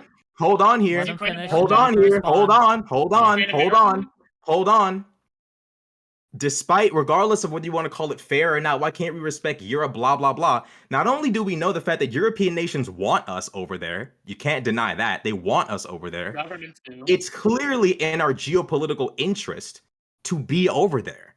Like, we literally, I think the casualties we took in World War II are only, like, taken over by the Civil War. Why in the fuck would we sit there and say, well, it's not fair to be involved over there when they can't be over here, so let's just risk another global conflict and then inevitably be involved again when it spirals out of control. We're going to pass it to Barracks because he wants to respond. Go ahead.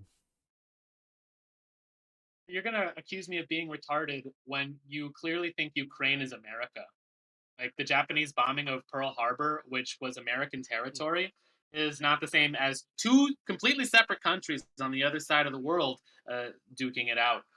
So, oh my God! So you actually think that Japan being allowed to invade neighboring states and building up their resources and war capabilities has nothing to do with them eventually becoming bold enough?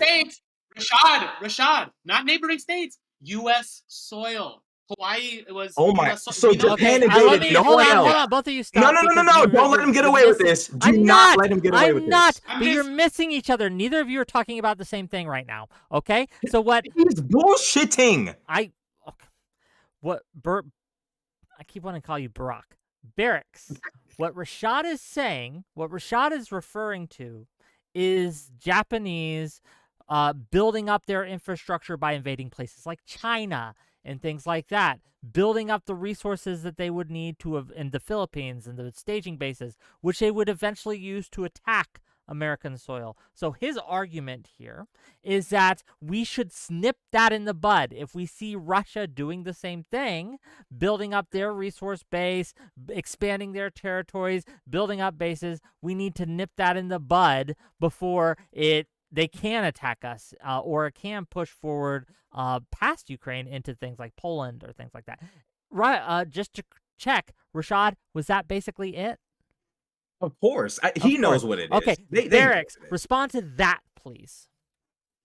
I've already made my point that Russia, for decades, has tried to make nice with the United States, has used diplomacy, has tried to use economic trade.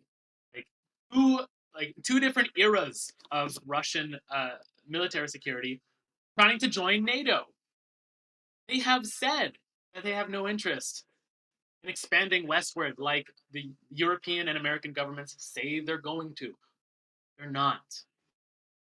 We have Senator Tommy Tuberville in the United States, is one of the rare voices in the West, saying that Putin has enough land. Russia is the largest landmass on the planet. They have enough food, energy. They're independent. They don't need to take over all of Europe. This is a boogeyman that you are inventing. There is no Russian boogeyman coming to get the United States. Can I just add to that really However, quick? No, hold on. There is, however, a moneyed interest in keeping this war going, as drunk Admiral Gibbs is saying that he has a financial interest in keeping this war going, making money off of U.S. stocks in weapons manufacturing, in people who are profiting off of the deaths of Ukrainians and Russians. When Russia, that's the only interest. Just let me ask you this, and I'm gonna pass it to Rashad, who wants to respond. Let me ask you this, Barracks. When Russia annexed, whether you believe this is fair or not, when Russia annexed Crimea, one of the reasons we let that happen is because we thought, okay, once they have this, they'll stop. It's clear they didn't. Do you at least not acknowledge that there is a reasonable fear, a reasonable suspicion that Russia will, if not checked, continue to move across the board? Do you not acknowledge that? Because, again, these aren't the only places that they've done this in. They've had, 9 separate conflicts since the end of the USSR? My opinion as an American isn't as important as the consensus in Crimea, where 90% of the people in Crimea want to remain in Russia. When did they hold that vote? Was it before or after the Russians had troops there?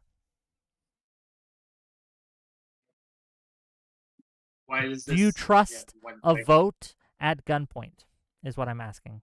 Because, again, yes, there was a vote and a referendum done after Russia came into the region and basically occupied it. They held a vote in which, you're correct, a lot of the people voted for Russia. However, do we trust that? Do we trust a vote that was held at gunpoint? Personally, I don't. But please. Well, whether or not you want to trust one normal institutional an American version of democracy, where it needs to be we line up and we have this sanctioned, we put in our ballots, and whether or not you want to count that as Crimean consent, which I personally do. There are other metrics of this consensus of Crimea. There has been no uproar from Crimea of trying to leave. There has been no friction within Crimea with Russia as their security guarantor. Why does this not count? When Ukraine, currently Ukraine, if Ukraine was such a benevolent security guarantor for the Crimean people, they wouldn't be doing terror attacks to blow up the Crimea bridge or planning to blow up Terror irrigation attacks. systems, which are the only terror attacks caught on camera of car bombs going off on the Crimea bridge, which are the only routes to get resources into Crimean people, where there have been planned Wait, drone attacks do against you believe there in have been planned ceasefire? drone attacks against the irrigation system, which if it blew up, which the Ukrainians were kept planning to do, would deprive 2 million people in Crimea of water. Let's give it back to Rashad to respond to that, and then to Gibbs. I think Gibbs wanted to say something. Okay, Gibbs, you want to add something? Go ahead. Yeah, I mean, one, I'm a little confused here. Like, we're gonna call like acts in the war like terror attacks. I didn't even jump on when you earlier were talking about this week about like war crimes. I just think war crimes inherently go with war. It just happens, right? Like, I'm not gonna sit here and pretend both sides aren't, committing acts of atrocity. But like the idea that, oh, stopping a primary inflow area like the bridge into Crimea, which is a strategic area, and denying them that asset, denying these people the ability to go in there or like get supplies in there. This is a valid war tactic. Now, do civilians get lost in war? Yeah, absolutely. Are they the ones who suffer the most in war? 100%. But to act like taking out a bridge is a terror attack, it just literally shows how disingenuous every single one of this guy's arguments is. He's going to sit here and advocate standard, not even really like atrocity level, attacks are bad and terrorist, but like just, oh, even taking out anything strategic is a terrorist. And like it's very hard to take anything you say seriously because it's utter propaganda. It's utter propaganda. Everything that's been said so far, and I just don't understand how we're not acknowledging that. Like, I mean, like, what right do we have to tell the Ukrainians not to defend their own land? Like, I just don't understand how this is even a question. Can I go? Yeah. Yeah, I mean, there's a bunch of things.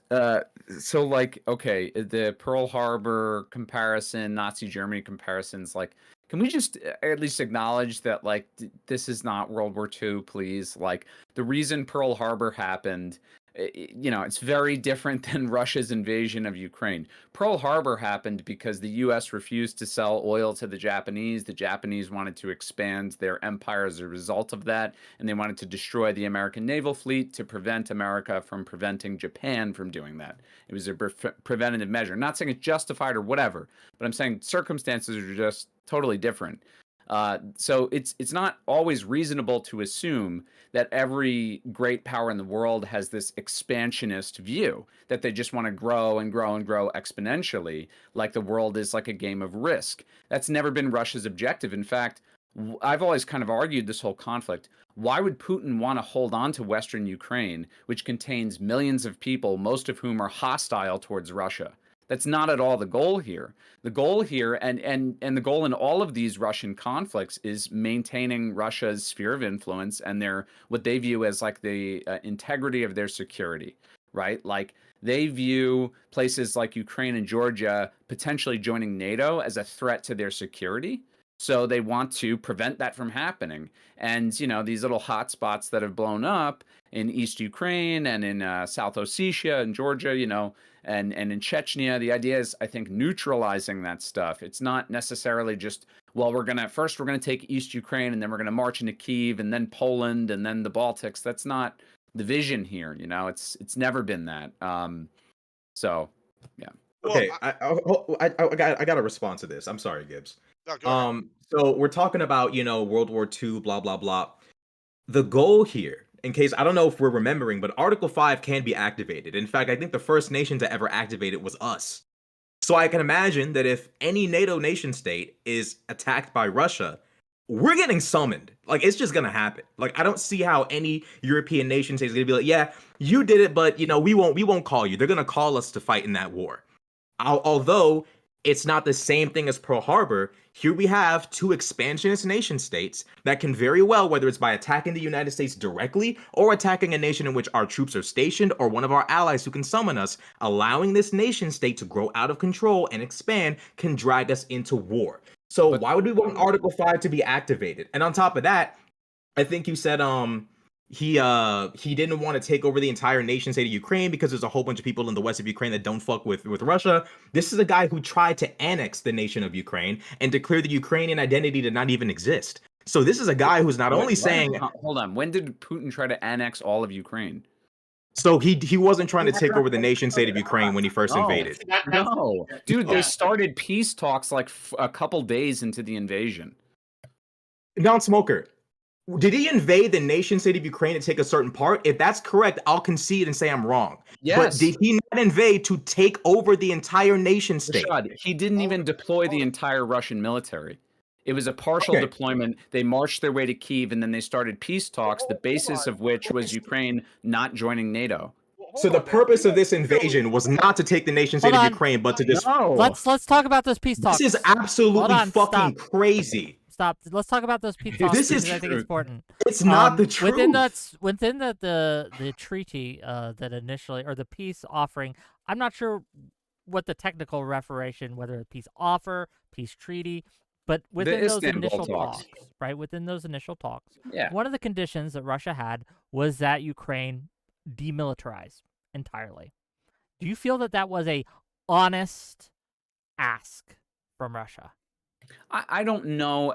Okay, a better way to put it might be, is it fair? And I would argue it's not fair, right? But I don't think that's evidence that Russia wanted to take over Ukraine.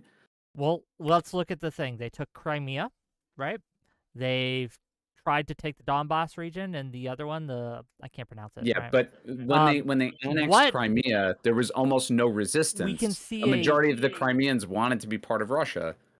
We already addressed that. The only reason we know that is because of a referendum done after it was fiat accomplished. But there was no resistance, Rick. But there was no resistance in Crimea whatsoever.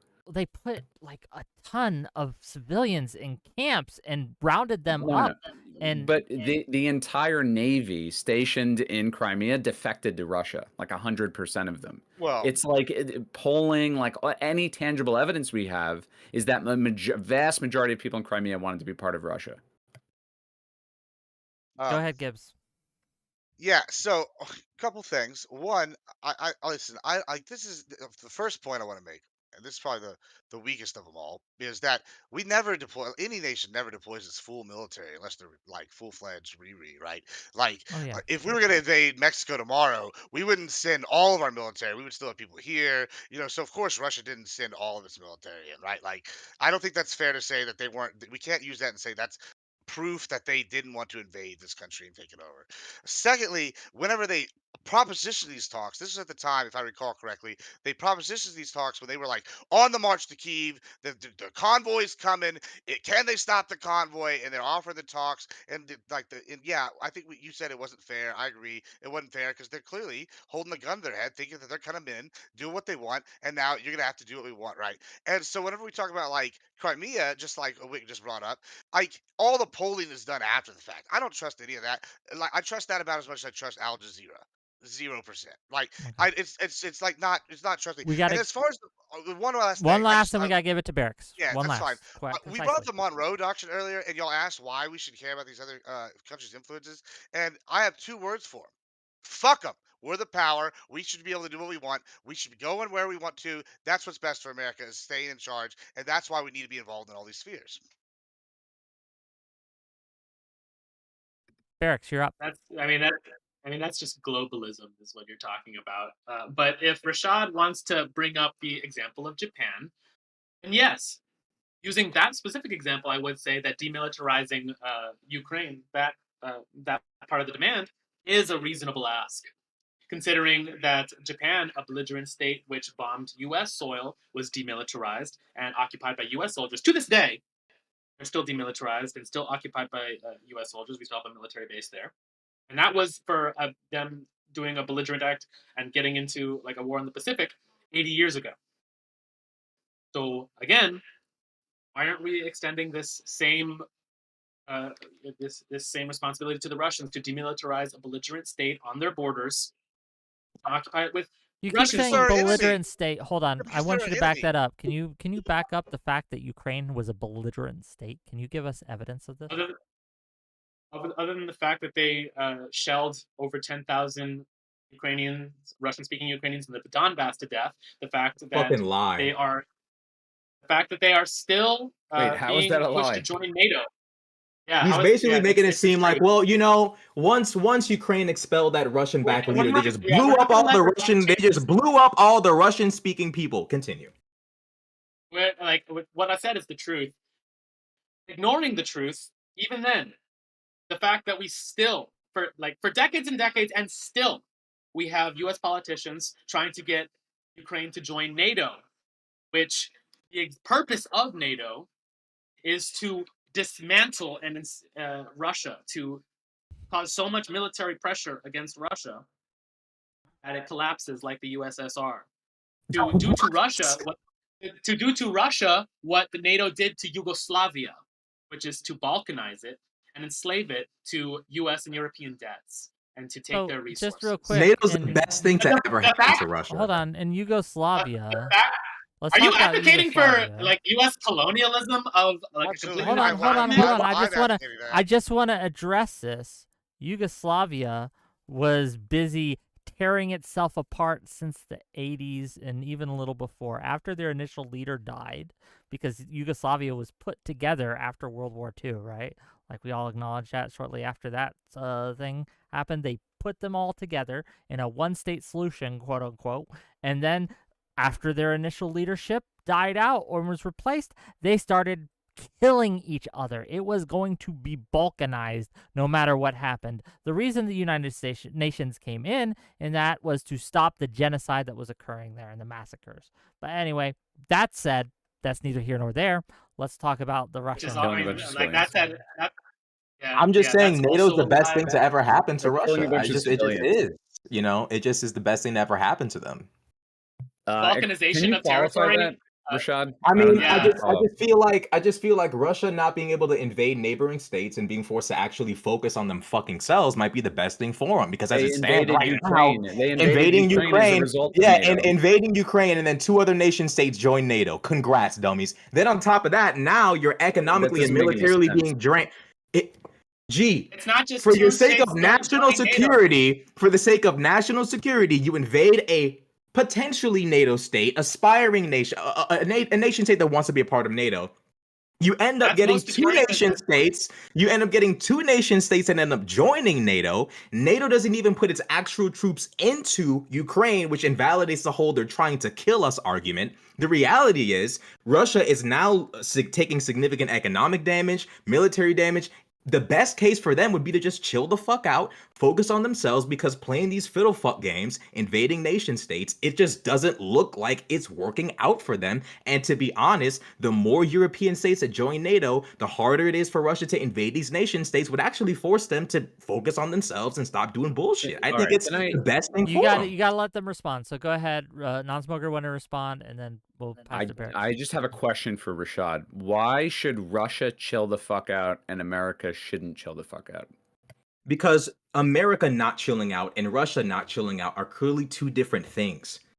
Russia not chilling out is invading Ukraine. America not chilling out is nation states of their own free will joining NATO.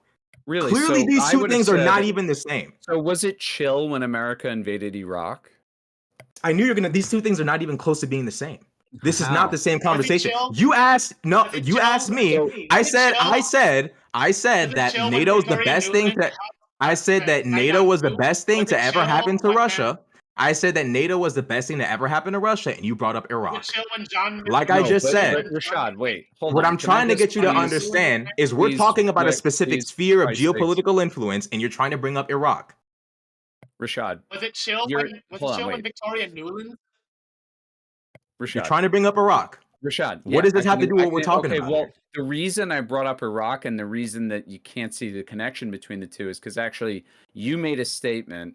NATO is good for Russia, and through some very convoluted, nonsensical logic, connected it to somehow Russia invading Ukraine is good for Russia, and then actually No, the I did scenario not say bad that. for I said Russia, that it was which will be- bad for Russia. Okay. Russia invading Ukraine is bad for them because they haven't gained anything from it. Besides, I guess, Dude, like, this is small like pieces it's of seriously land. like arguing with a student. It really is. Like you're not Hold following on. basic, Don't like, fucking play with me. basic Do not logic. fucking play with me because you sat there and said said that Ukraine was somehow invading Ukraine was beneficial for them. I just told you why NATO was good for them is so they won't be able to invade any fucking body and fuck themselves over. Because two nation states, I'm not done. Two nation states ended up joining NATO anyways, which defeated the entire fucking purpose of showing up on day one. Then on top of that, not only did the war not go according to plan, it took way longer than it was intended to. Okay. Non-smoker, in case you don't fucking get it, it was a bumblefuck. You're not making any sense. Hold on. Oh my god. You're Like, making no sense. It's like you're trying to not understand me. There will be order in the court. Just shut up. There will be order in the court. Don't say anything because you're Rashad, there will be order in the court. Everyone stops speaking when I start speaking. Okay? There will be order in the court. Concisely finish your point, then non-smoker has to respond. He understands the point. Russia invades Ukraine for the sake of stifling NATO membership, and two new states fucking join. Then the war doesn't go according to plan. They end up being beaten back from Kyiv. It goes way longer than expected. The economic and military damage is unexpected. The point here is, if more nation states join NATO and they were unable to invade Ukraine because it was a part of NATO, and more nation states are uninvadable because Article 5 would be activated, Russia would have no imperialistic goals that were realistic, meaning they'd have to stay where the fuck they are and mind their own fucking business, which would help them more than the bumblefuck they've gotten themselves into now. This is not complicated. This is not whatever one of your students comes up with. Apparently you work at a school for people who are challenged, so trying to compare me to challenged children for the sake of your debate is crazy. But go on ahead and do your thing. I really didn't even mean that whole connection, but I'm sort of flattered you remembered that about me. But okay, let me try to piece this together coherently. So, okay, your argument is that NATO is good for Russia because, as a result of this conflict, which you say is going badly for Russia, this will show Russia that they shouldn't be aggressive and thus back down, chill the fuck out, and focus on their own development. My argument back to that would be the reason that you have this conflict to begin with is because of NATO expansion and the threat of further NATO expansion. So I would probably say that a more likely scenario would be with more countries joining NATO and still the push to have Ukraine as a NATO member is probably going to increase the probability that more conflicts will arise, right? And that conflicts will continue. I also think you don't really understand that this isn't going as badly for Russia as you might think it is. I don't think that Russia is dominating or anything like that. We're in kind of a frozen conflict here, but they're certainly, they've made territorial gains. They're holding on to a pretty significant piece of territory, such that part of the peace offering here is that all of the lands occupied by Russia, Putin wants to bring it up to some sort of international consensus as to whether or not they're part of Ukraine or Russia. They're holding on to that much land that like it's kind of now considered, or the Russian argument is that it's in dispute. But I do kind of want to mention, I want to just say why I brought up Iraq. I'll make it really fast. Concise. I only bring up, in 2 seconds. The only reason I brought up Iraq is because if you think Russia should chill the fuck out, why shouldn't America? America always refuses to chill the fuck out and will gladly invade sovereign countries and blow them the fuck up pretty consistently. Okay, so even America quickly, but then we have to wrap up. So quickly, even America chilling the fuck out in Ukraine. Like, nobody was asking Victoria Nuland to chill the fuck out when she was handing cookies to coup plotters in Ukraine. Nobody was telling John McCain to chill out when he was also aiding the coup. Like, if you care so much about Ukrainian sovereignty, why aren't we telling American politicians to chill the fuck out when they're starting a coup? Okay. With that, gang, we have had, we've gone a lot of places, said a lot of things. We've done a lot of things. We have a couple callers in the wings. But first, before we get to that, I wanted to let each of these individuals, first of all, thank you for staying for the whole time. I do appreciate that. Tell people your closing thoughts on this topic, where they can find you, if they want to hear from more about you and things like that. If you've enjoyed this show, hit that like button, hit that subscribe button. We're going to do these closing statements. I'm going to read my super chats and make myself a little money. And then we're going to bring on some callers, and that will be the end of the show. Okay? And with that, we're going to start with Rashad, and we're going to let Barracks have the last word. So Rashad, and then non-smoker, then Gibbs, then Barracks. Rashad, close us out. W Joe Biden, W establishment, W Democrats. That's all I got to say. Okay, great. If you want to find them, links below in my description. Click that link, and you can subscribe to this channel. I hope you do. Thank you for being here. Non-smoker, what you got? Yeah, twitch.tv/non_smoker. Just as an aside, did not mean any real disrespect to my adversaries in this debate. I enjoyed the discussion. If you ever want to have a 1v1, I'm more than open to it. And anyone in the audience who hates me or likes me or whatever, please go follow me, and you can yell at me in my chat, and I won't ban you, I promise. Love you all. Okay, well, thank you for being here. If you liked or hated what he had to say, his link is in the description. You can click it, and you can follow him if you like. Thank you for being here. Gibbs, go ahead. Rashad, I want to say what did outstanding today. I agreed with everything you said. Wonderful, except for that last statement where he lost me, and it really hurt my soul because I was going to even hype him up more, give him some woos and stuff. But no. Also, America first. We got to get the W's, folks. We are the superpower to stay the superpower. We got to keep handing out whoopings. If you like everything I have to say, you can find me at everything Admiral Gibbs on every platform. Check him out, gang. Really appreciate you being here. Last but certainly not least, Barracks. Go ahead. You can follow the Barracks on Twitter X and on YouTube at the Barracks Live. And I believe firmly that America is, we want to be the permanent and proud civilization that I know America can be. And we have infinitely more to learn from Russia and China and Iran than the other way around. That America needs to be free from occupation from the bankster war profiteers who are getting us to the brink of World War III. So if you want to help multipolarity be born and globalism be smashed, you can follow the Barracks. Okay, check him out, gang, and thank you for being here. Let's get to these super chats, make me a little money, and then we'll get to callers, and then we'll close it out. Firechild as Great Show Wick members for 6 months at tier 2. Thank you. Thank you. I appreciate it. Firechild, you're great. $10 from Per Thompson to say non-smoker is just wrong. There's a big difference between Russia trying to attain more land and the U.S. going in and fucking up, then leaving. The U.S. does not want to annex land. Let's go to the next one. $5 from Testicle Johnson. This is a very contentious topic, but I think I speak for everyone when I say that at least we can all agree that Taiwan rightfully belongs to China. L, but thank you for the $5.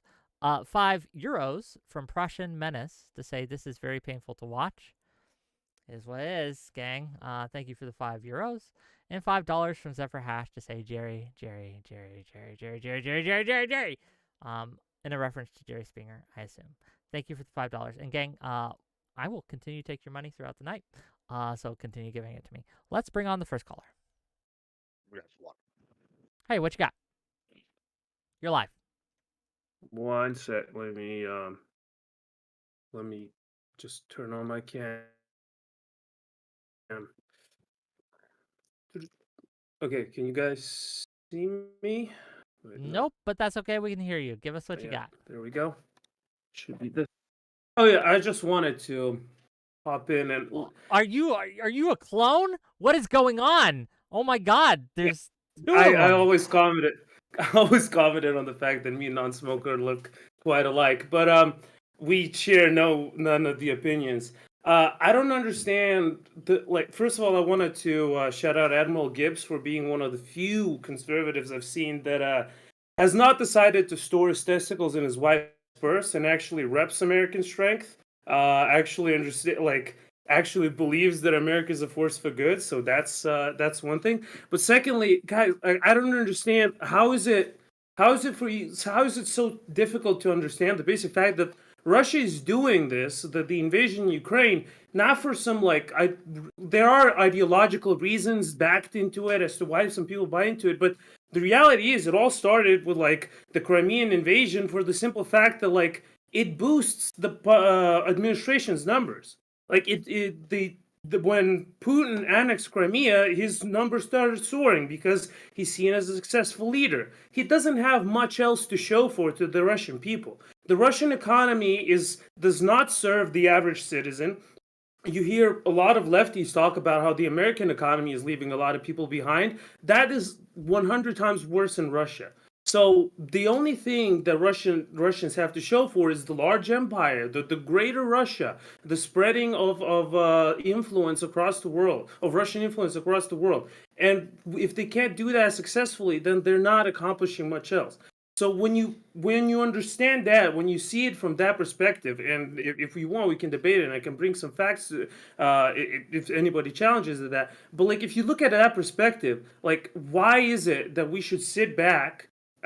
Any nation, I'm personally from Europe, but the U.S. especially, why is it we should sit back and let Russia break international law? Now, you can bring examples of the U.S. doing the same. Doesn't Quickly, we make gotta it let him right on respond, either though. end.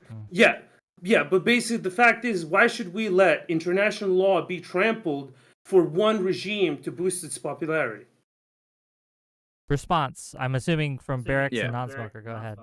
Yeah, so I mean, real quick, look, I'm not disputing the fact that it's politically beneficial for Putin to annex Crimea or go to war in the SMO in 2022. I think that it is politically convenient. It's a multi-causal thing, right? But I think it is disingenuous to not also subsequently acknowledge the fact that Russia has legitimate security concerns and they view NATO and they view Georgia as a red line. And that definitely factors in just as much, if not more, than any other cause, right? And further to that, like, should we allow nations to violate international law? I don't think that that's a good standard for the world, but I also think great powers, not only do they violate international law all the time, they sort of decide on what international law is through their actions. Like the U.S., the reason that tankies and all of, like, people of that ilk, we bring up Iraq so much is because it's an example of the U.S. just blatantly saying, well, we don't give a fuck about international law. We just do whatever we want.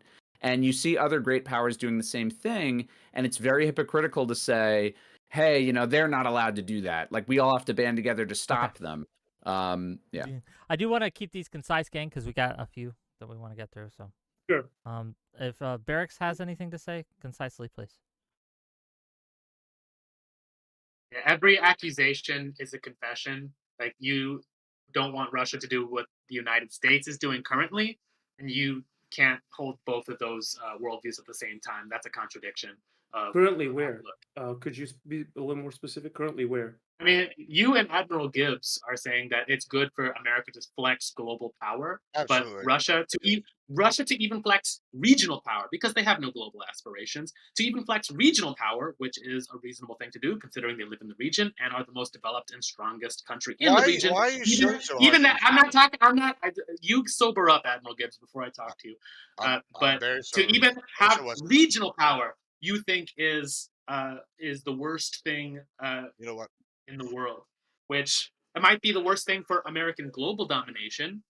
It's not the worst thing for American regional development. We have our own hemisphere to worry about. I'll let you have the last word, then we're gonna cycle you out. So Prussian, Sure. Yeah. last word, then we'll cycle. Yeah, sure.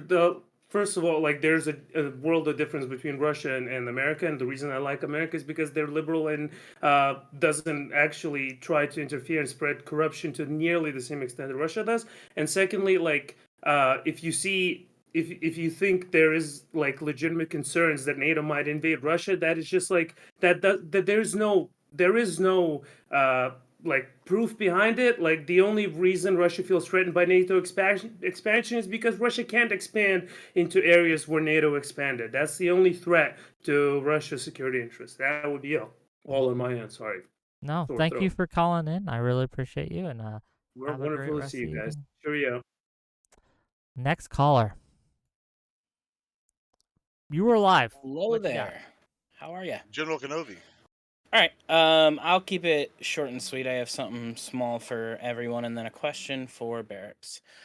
Gibbs, wake the fuck up. This was boring for you. I'm disappointed. I'm sorry.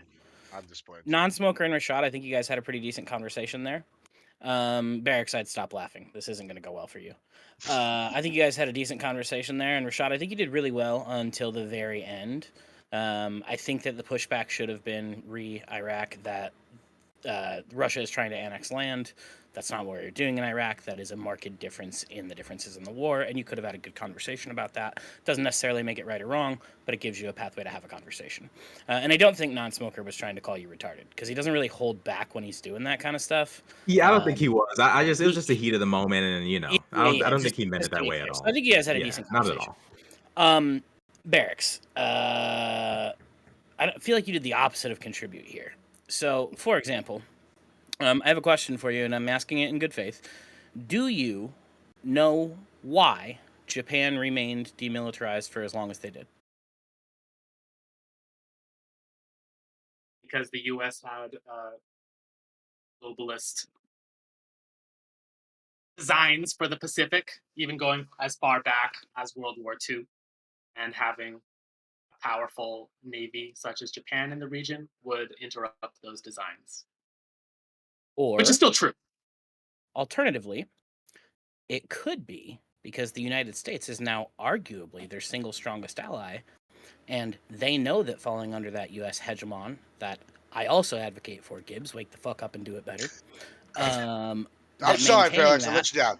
You did. And that U.S. hegemon keeps them safe. Moreover, you're kind of ignorant because they, as of 2022, have signed a bill allowing them to start militarizing using United States-provided missiles for retaliatory strikes should China or North Korea get out of pocket. So you're a little behind on current events as well.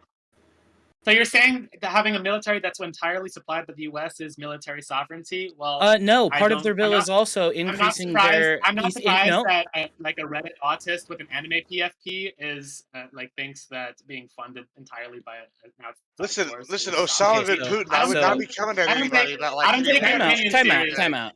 Time out. He fucked up. I'm not going to take an opinion seriously. First of all, from an anime PFP. So first of all, the anime PFP is a meme. I actually stream. My face isn't hidden, so it's not hard to find out what I look like. I'm a fat piece of shit. Go ahead and roast me for it. I don't give a fuck.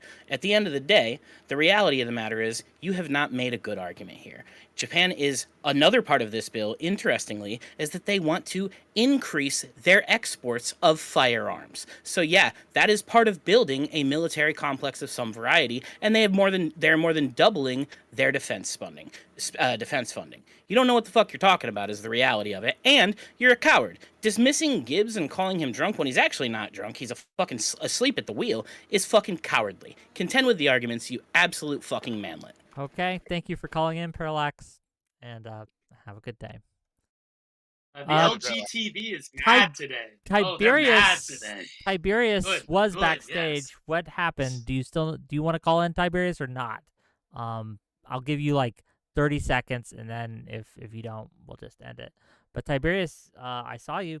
It's your turn. Tiberius sent me something interesting, which I'd forgotten about while we were talking, and it's the map that they presented on national television of their planned invasion into like Moldova and all of Ukraine.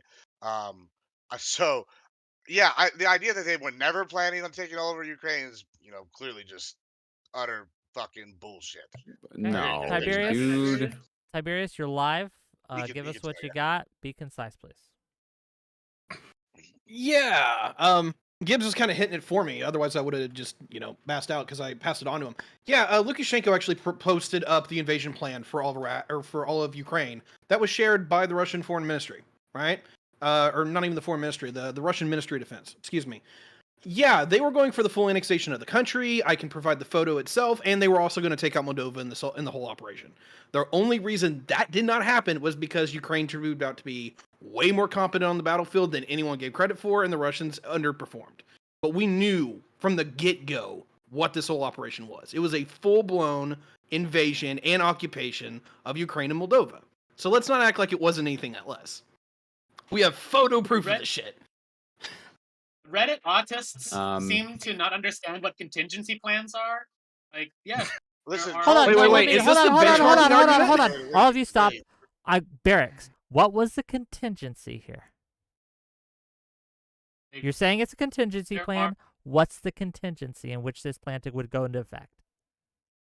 That it proves that the entire Ukrainian government proves to be illegitimate and corrupted by U.S. bribery, and neo-Nazism, and therefore that just the liberation of the Donbass, of Donetsk, Lugansk, Kherson, and Zaporozhia would not be enough because Ukraine as a whole, that was their plan, just Sure. the Sure. Donbass. So just But to if repeat, the liberation of that as a whole was not enough to create a so buffer I know zone, I'm saying the right things, right? So in your argument here, your assertion here is that under the condition, in the contingency in which it is discovered by Russia, by Putin, right, that the whole of Ukraine was run by Nazis and was corrupt and was a puppet of the Americans or the Western powers, NATO, etc., right?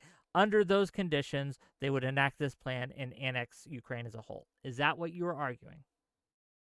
according to Dmitry Medvedev, one more condition that all of these would create the collapse of the Ukrainian state, and there would be Okay. a vacuum of state power. Can I comment on the map? You can, after I finish my back and forth here, you can comment, and then I want Tiberius to be able to respond to both of you. But you understand that each of those conditions that you just laid out has been stated by the Russian leadership, that, again, Ukraine as a whole is a puppet of the U.S. and Western powers, that Ukraine as a whole is filled with Nazis that are corrupted the system, that Ukraine as a whole. So these contingencies you said that these plans were made for are something that at least Russia believes has come to pass. So I just want to BBC has also confirmed, the BBC has also confirmed the presence of neo-Nazis in the Ukrainian government before the start of the SMO. So Western media has confirmed that. So this Fox but News, the CNN, whole point American is, media overall has talked about Sure. Ukrainian corruption. But the whole that's point also a major is, talking point. if that's a contingency And the plan failure- for those conditions, then obviously those contingency they have believed has been met, and therefore it would go into effect. Therefore, I think it is correct to say that Russia was planning to annex Ukraine as a whole. Not for the first 2 months of the SMO, when there were peace talks 2 months but after now the they start of it in April, that were sabotaged. Well, now they are. Okay, Within that's the what I first 2 wanted. months, that was- Tiberius, finish your point and we'll go to non-smoker. Well, you kind of made it for me, man. Like the problem is that number one, the Russians have already said within their own optics that Ukraine is basically a puppet state of the West, and that they're going to take it to give out their own security. Like this is not exactly like something that's just been thrown out there, and they're just slowly extending the line. They've already drawn the line. Ukraine can't exist. They've already said that, right? The second part here is, at least with Moldova, or sorry, not Moldova, Medvedev, I would take everything he says with a crate of salt, because he really is a flagship piece. He's not a guy that actually is serious. He's not a guy that actually makes any real decisions. If Putin says it, yeah, you should probably take it pretty seriously.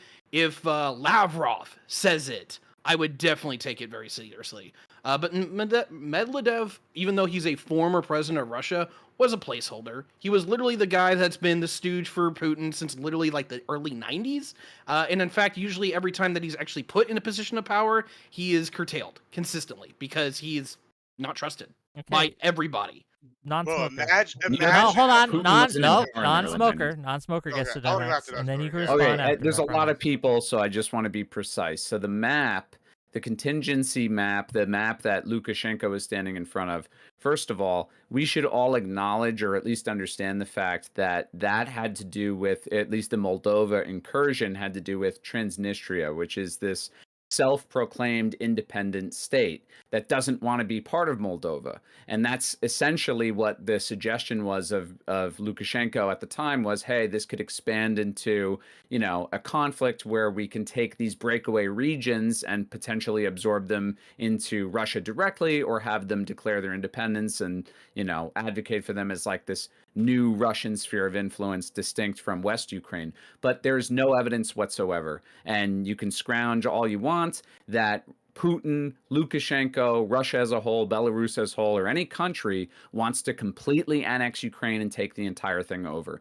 That's never been the goal. And in fact, Putin's peace proposal just recently argues as such, which basically says that Ukraine has to withdraw its troops from the DPR, LPR, Kherson, and Zaporizhia, right? And that there needs to be a new international status established for these regions through treaties, right? There's no indication Russia even wants to annex those Non-smoker, places directly. if I may. So since we're in Collins, I'll get a little more involved. Let's talk about Putin. Regardless of whether he's speaking for the government or not, you do acknowledge that Putin has since the early 2000s, said that he would like to see Ukraine as a whole become a part of Russia. He believes in the kind of greater Russia, kind of Russian empire, if for lack of a better term. I You would acknowledge that? dispute that. You I would dispute that? firmly dispute that. Yes, absolutely. Okay, There's I'll no find you some can quotes. you find me a statement where Putin Sure. says Ukraine should be part of Russia entirely? Or in terms of it not as a sphere of influence, but as literally part of Russian territory. Find me the evidence for that. Well, if he wants them to be part of them as a puppet state, such as the Belarus, I believe, right? You do not. Does that not count? It's a As puppet state annexing? either way in a Right? sense because it's a small I mean relatively in terms of its power and influence in the world, it's a small weak country that's either a puppet state of Russia or it's a puppet state of the EU and the United States. One way or the other.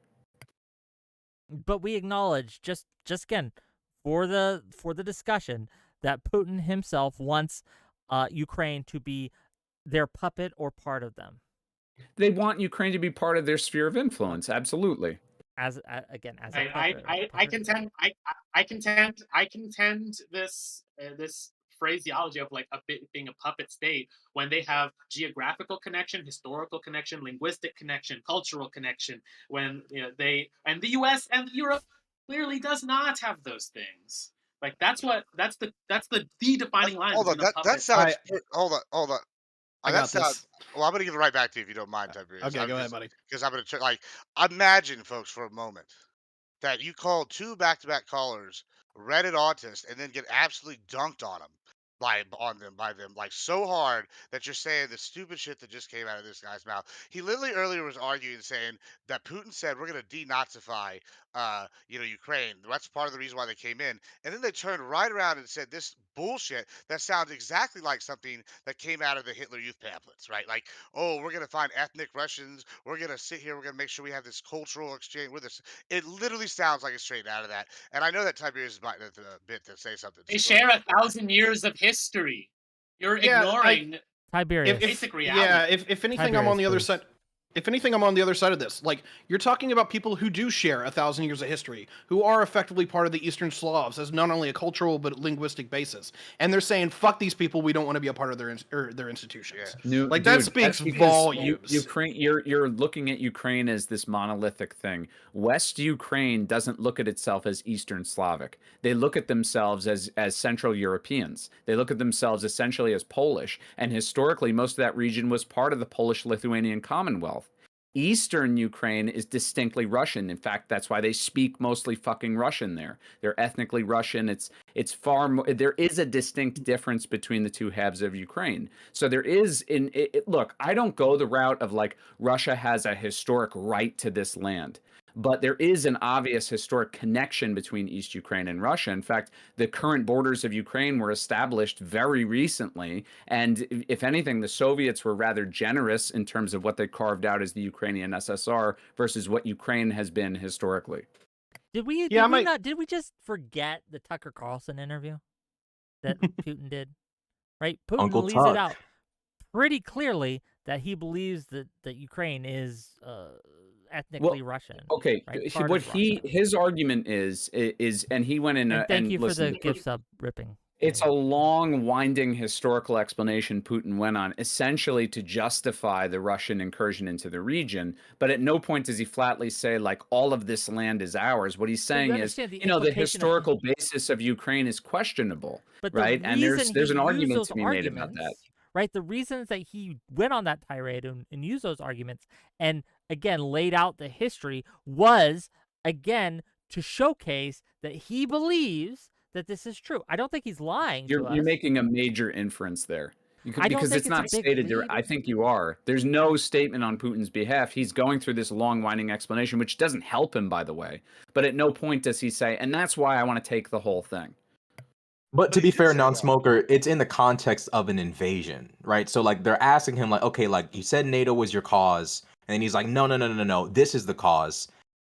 To be fair, he's explaining his reason for invading the nation state of Ukraine, trying to take the capital, which is usually what you want to do when you either want to make a nation totally submit to you in your will or annex them. when asked what's your casus belli, he's like, well, 1,000 years ago, XYZ. To be fair, that is his justification, right?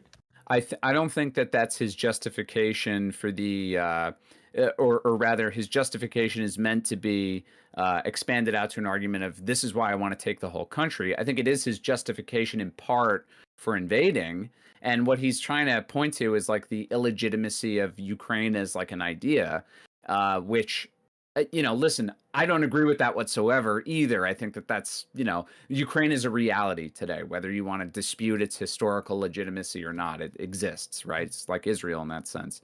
But no, I mean, and in terms of marching in and taking the capital, the Russians withdrew as a gesture of good faith when those peace talks started, right? And that's why they withdrew from the capital. Now, do I think they could have definitely held on to it for the duration of the conflict? No. Honestly, I mean, based on the performance of the military up to this point. But, there's just no hard proof that Russia wants to absorb all of Ukraine and its borders. I want to give it to Tiberius because he is our. I want to give it to Tiberius since he is our guest here. And then once Tiberius has his last say, we have one more guest, and then we'll close it out. I appreciate that. Yeah, I don't know how to close this out because I could have been part of this whole panel. But the long and the short here is like I can't go with that last statement because I don't think Russia withdrew from Kiev in good faith. They ran out of fucking fuel and then they ran out of food. That's really how it comes down to it. The Russians were so inept at prosecuting this war that they've had to withdraw from over half the territories that they occupied. Now, granted, they're getting better. I'll give them credit for that. They're figuring out how to fight a war again. But the fact that we actually have to see the Russians do this after Chechnya and after all the wars that they fought in Syria, holy shit. Like, why are you relearning all the lessons from World War II again? Like, this isn't good faith. This is literally just them falling apart. Evidence of them running out of food? What the fuck are you talking about?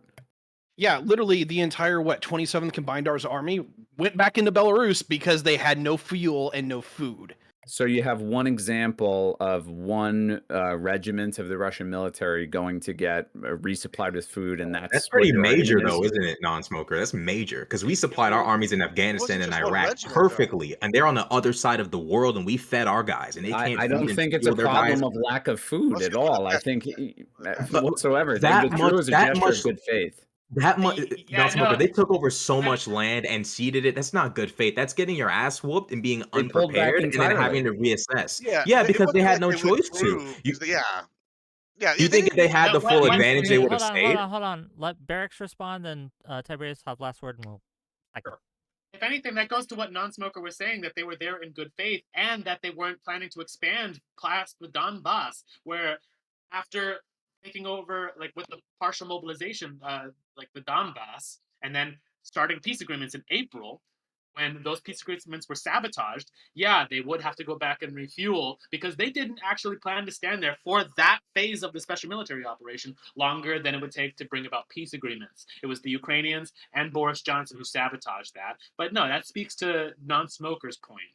This is so cat. Tiberius, last word. Then we'll I don't know how we get there. I don't know how you have a military convoy that's over 40 miles long, get stuck for 3 days, and people just act like that. Everything's fine.